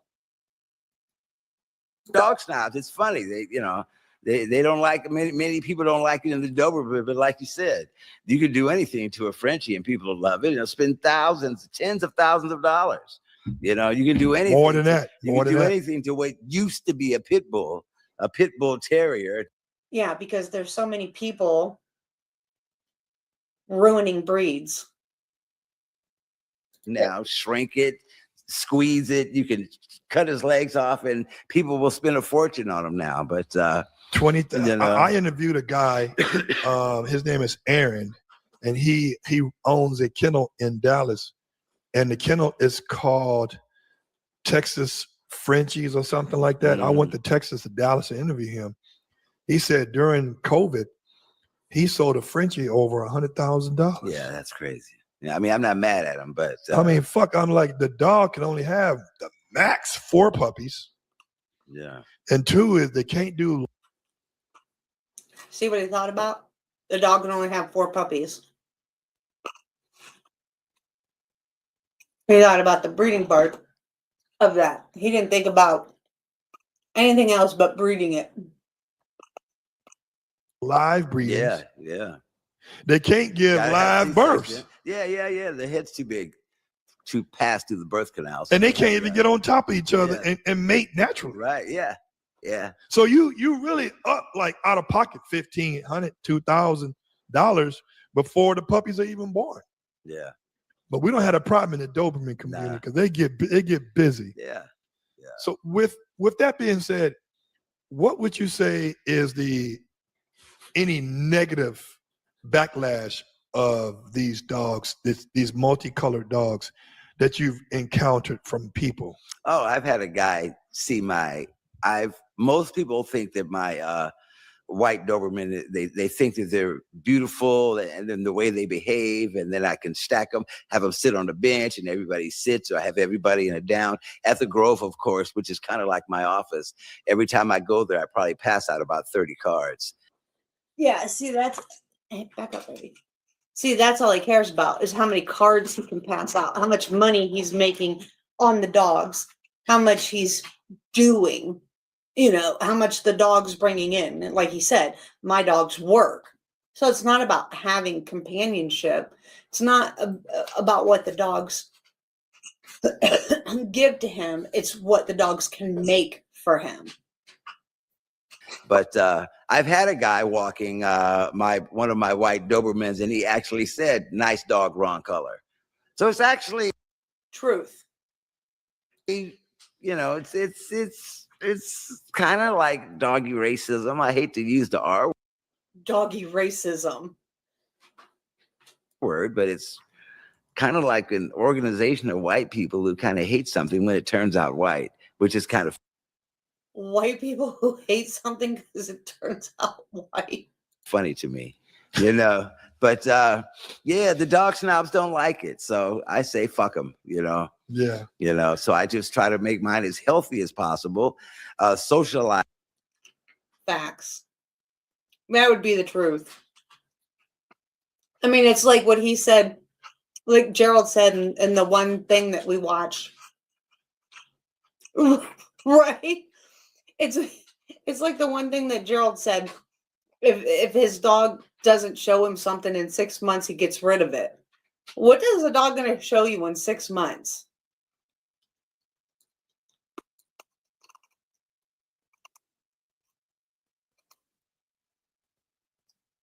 Them. I do rag work with the puppy. So when people buy a puppy for me, that dog will be a solid. That dog may not be able to get a Schutzen title or a ring sport title, but you can definitely, join a personal protection club and get the courage test and the bark and hold or the 2-man attack, the ATM robbery or the carjacking scenario, the water test right here. You just see my dog, go get the water test. You'll go bite the guy with spraying him with the water. So I do build up the drives in the puppies. So I do that. So buying puppies for me, they will be mouthy. So you better get a flirt ball.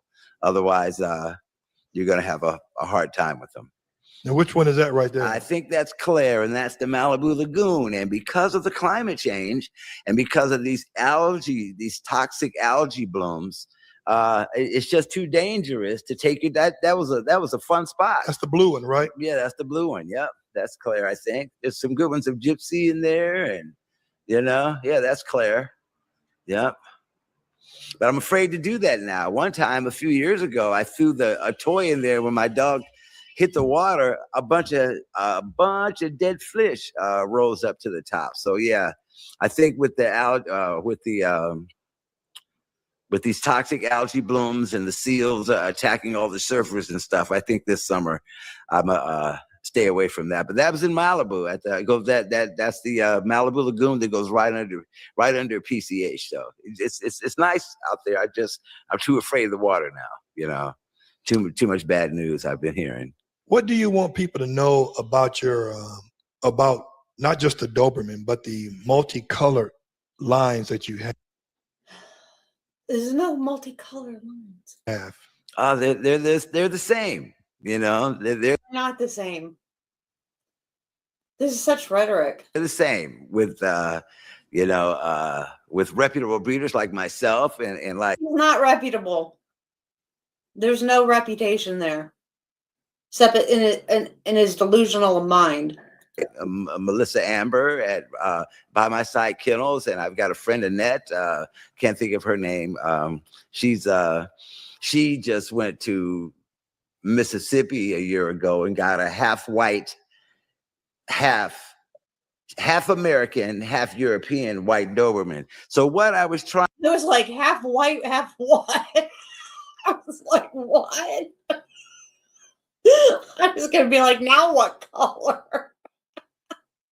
trying to do with what I do, not trying to do what I've been doing, as I have been trying to breed my American white Dobermans with half European working off-colored blue or fawn females, which makes those puppies 25% European, which, because of the poor eyesight, which can make them a little jumpy. So I'm breeding, bad dogs, like unhealthy dogs, poor eyesight. I'm giving them more courage from that European courage line. You make them a little jumpy because they have poor eyesight. So I'm trying to give them more courage. That's the Europeans are a more confident dog. They are. That's why I used Euro lines. But you don't have to breed the wrong color. And with poor eyesight. So that's what I'm trying to do with. So I'm going to make them more aggressive even though they can't see. I mean, does this logically make sense? My breeding program is to improve. You're trying to create a balance. I'm trying to create better.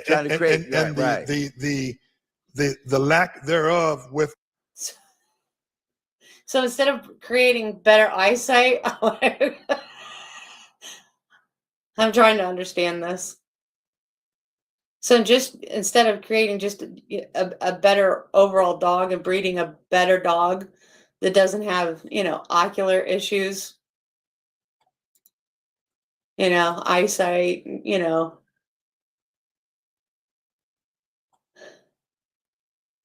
ocular abnormalities. Right. I mean, we're talking about eyesight. What about the, increased cancer risk, structural and developmental issues, all this stuff, like the pigment loss. I don't know. Let's talk about TYR. Let's why are we not talking about the other issues? Not even, he didn't even mention DCM, wobblers, VWD. Is he testing for any of these things that are also plague the Doberman breed?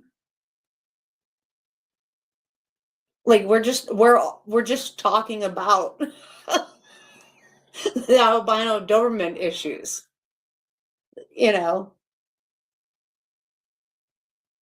What about IVDD, CVI, any of these issues that we're that we could be talking about? Or are we just going to talk about eye issues? And then we're just going to add more sharpness on the Euro lines because they can't see. Great. The American Dobies, you want to give that intangible from the European line, right? And infuse it, right? But keep the American look though, right? Yeah. To make it a more solid, more confident dog.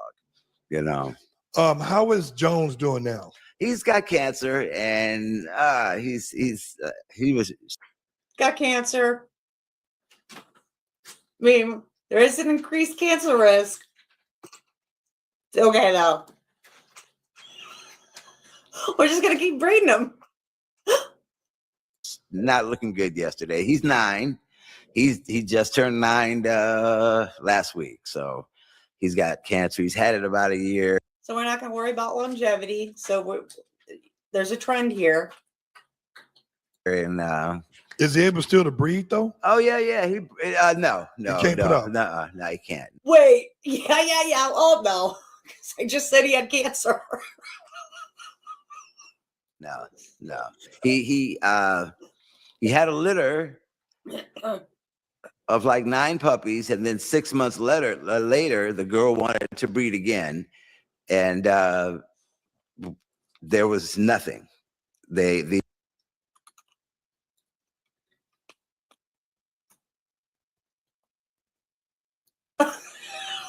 Right?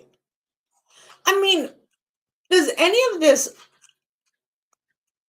sound logical? They did the sperm.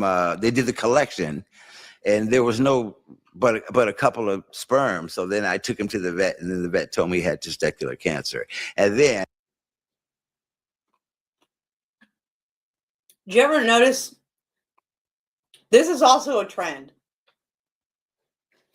and like I said earlier in the program, I rushed to surgery with my dog Flash to cut out the tumor. Yeah, I don't ever recommend when they have cancer to cut it out. Well, every time I've ever noticed anyone who has cancer, even with me, I had a bitch that had breast cancer, and she was 12, and we did we cut out her whole mammary gland side, and it was, when we did that, it was 4 months later, and she died. And even my vet said, once you cut that open and the air gets to it, it's almost like that. And for mammary gland cancer, there's no cure. It's not like breast cancer and women where you can do any kind of treatment and stuff like that. They'll try to give you all kinds of treatments and stuff like that, but nothing cures breast cancer, mammary gland cancer, and dogs and stuff like that. That was a Doberman.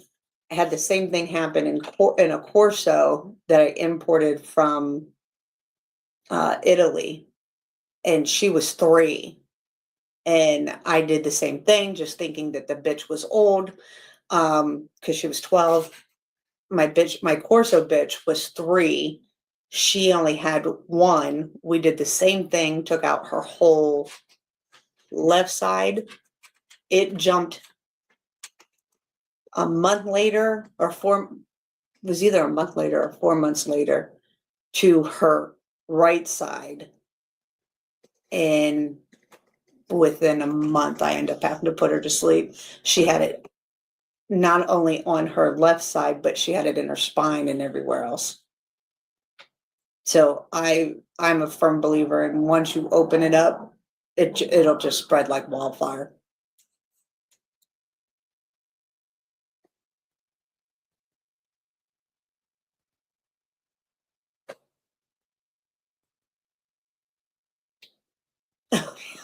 I agree.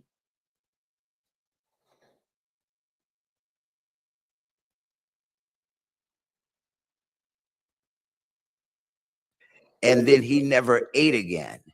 I remember you was force feeding him. Yeah. I was trying You to were shoving bologna and shit down his mouth. and it just wasn't working. So now he has the same cancer. So he's had it a little over a year. It seems weird that they have a lot of testicular cancer in their dogs.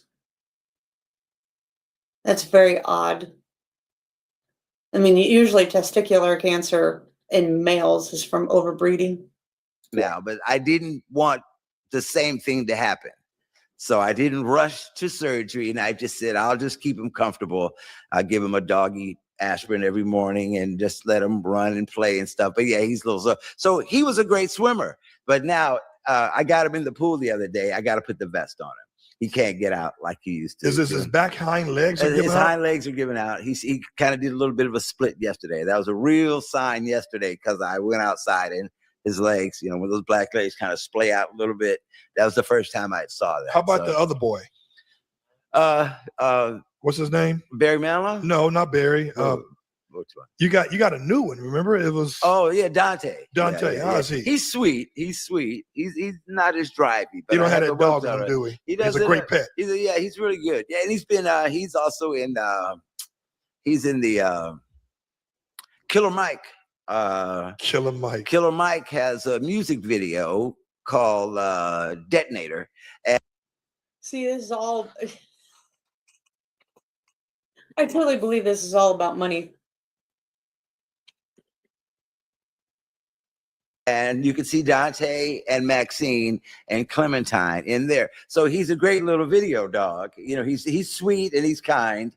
You know, and yeah, I'm going to teach him some tricks. How do people find you to use your dog for props? Well, I guess check COOP music video thing. I was walking with my Doberman, and some guy walked up to me and said, "Hey, man, I'm a student filmmaker, and I'd love to, put your dogs in my little student film, and I can't afford to pay you, but it'll be pretty cool." So he called me up, and the scene in this student film was like a Hollywood modeling scene.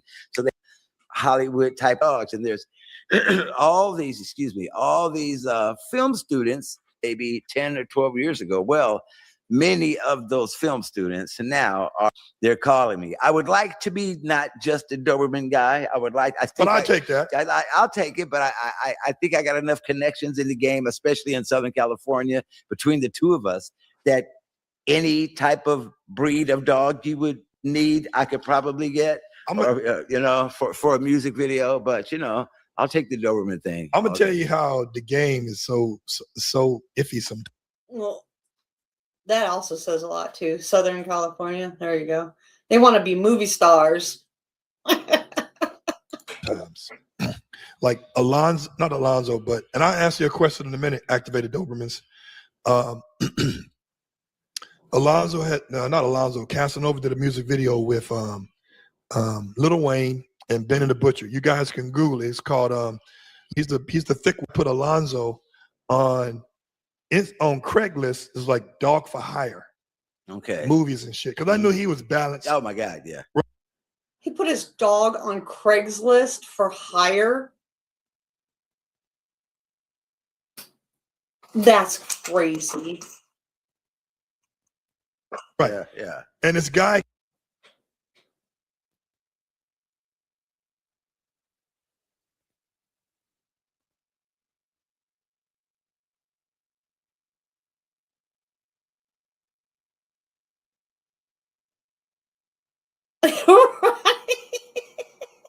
Call me. He said, "Oh, I want you to come down. We're agents." You know what how they sell them? They've been in a movie or they've been in a music video. These are famous. I'll make you famous. In the dog movie industry. I said, "Okay, cool." So I come down. He has his own demo dog. Now, Alonzo know the basic down, stay, sit, heel, bark on command.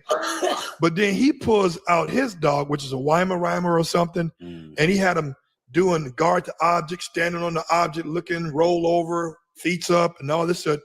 He said, "Well, now, can your dog do this?" I said, "No." He said, "Well, we teach this." All right. I was like, "Oh, you guys ain't want my dog. You want to fucking sell me a class." Yeah, exactly. Fuck that. You got scammed. Yeah. So yeah.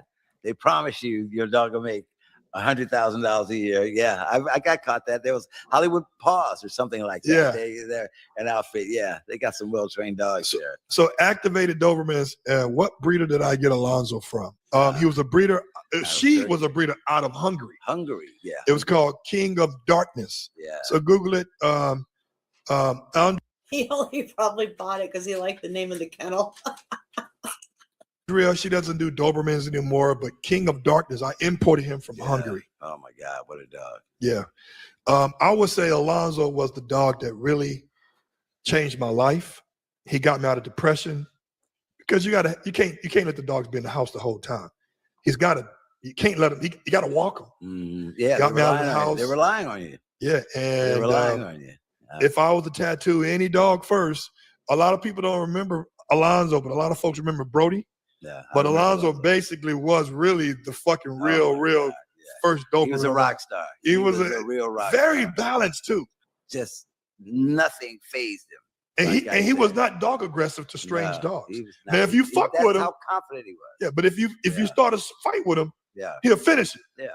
But he ain't trying to kill you. Yeah, amazing dog. Very, very good dog. Yeah. And we try for years to duplicate that. Oh, that's the mistake. You're never gonna get the same dog. I've seen guys.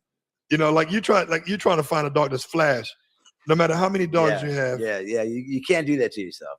You can't do this. It's not fair to the other dog. One, and it just doesn't happen. Yeah. Well, man, listen.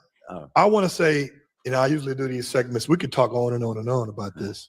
Yeah. I want to say I appreciate you coming down during the heat of traffic. It's 6:42 out here. He had to leave the house around about 4 something just to get here at 5. Yeah. So I want to say, man, thanks for coming on, laddie. We got to do this more often. Oh yeah, thanks for having me, man. This was awesome. And I will always say, people, I said, be resilient, but be responsible. Until next time. Well, he definitely isn't responsible. So there is that.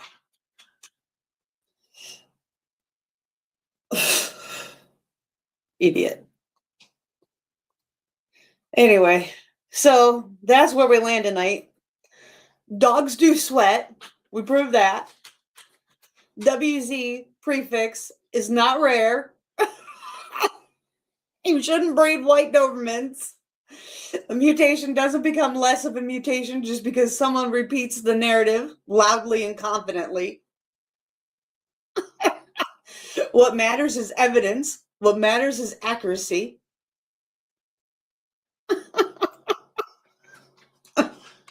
We can prove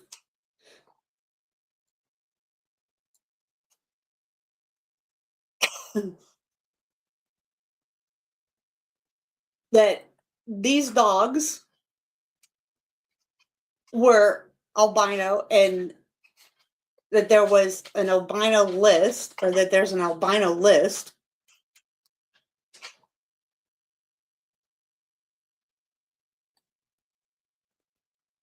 And this was the very first one, and they all go back to her. All of them. And you can trace every pedigree back to her. And that is why we have the WZ list. So that we don't breed into the mutated line.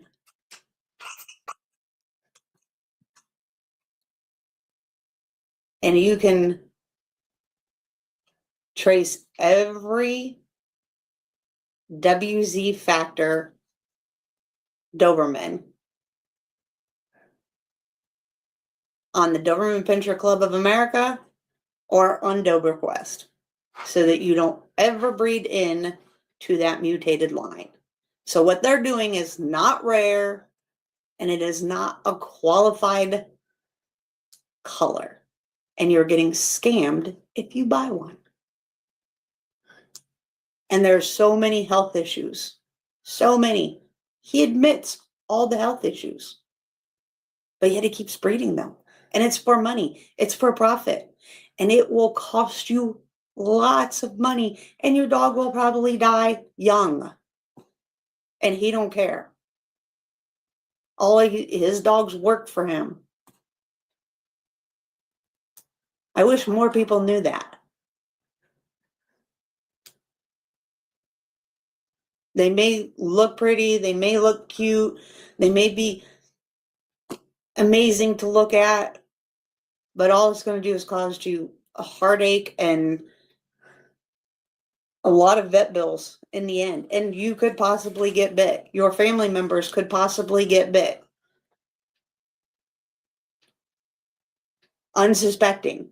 Because if they can't see you, or if the sun's in their eyes, or if they wake up and they can't focus on you and they get jumpy as he wants to call it.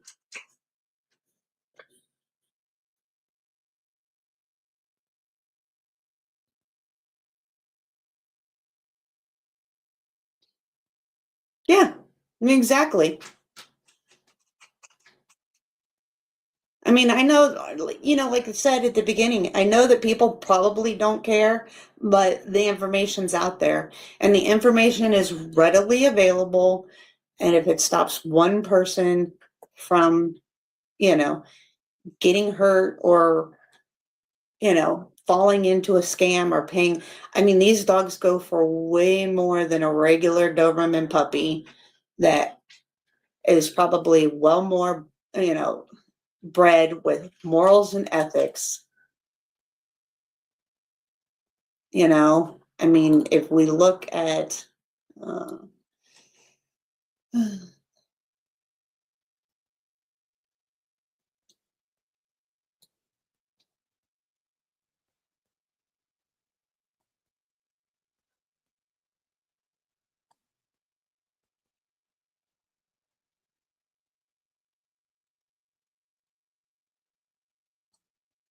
colors, these are the colors that are allowed.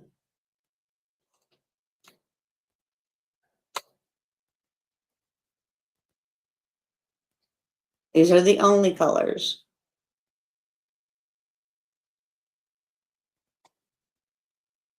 And the colors not allowed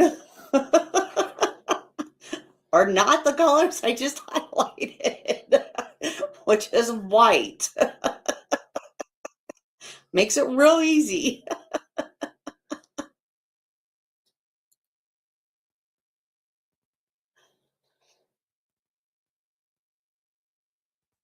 So, I mean, disqualifications.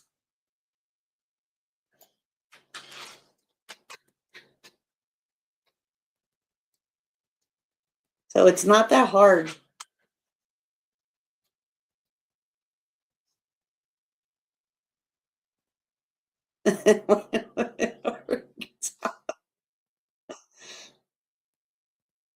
Right. Well, that's what happens, right? Is they're like, oh, Dobermans are so bad. You know?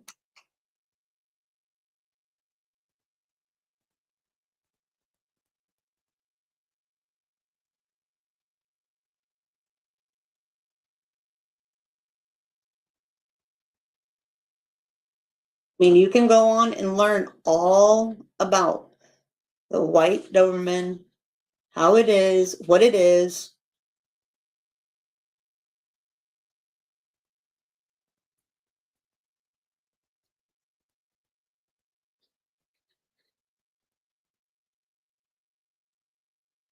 I mean, the whole history of it is all on the Doberman Pinscher Club of America.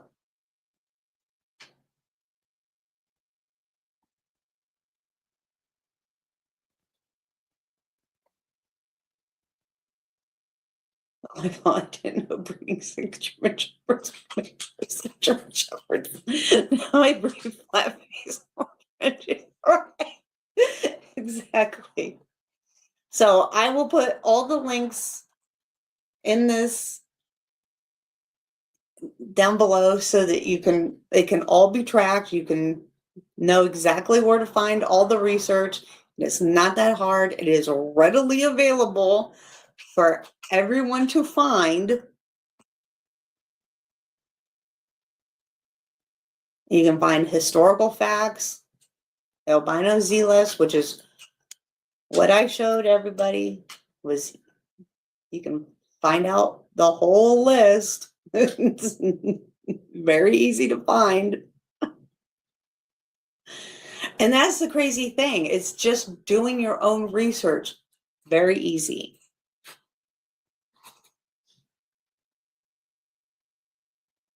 But everybody sees these dogs and go, oh my God, they're so beautiful. And then somebody like him, king of the white Doberman.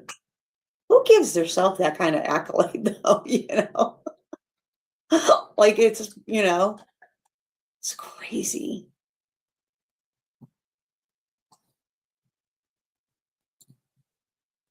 But, and then I will also put the Dog Quest link on there so everybody can search. All these profiles can be found, and you can look up the pedigrees. Pedigrees are very easy to find. It's not that hard. I just think that people need to do research. I mean, they put all this information out there for everyone to search so that you don't get taken advantage of. And of course, you know, on my live searching the source or whatever that I'm going to do next week, I'll show how to do all this stuff. Number of cats, right?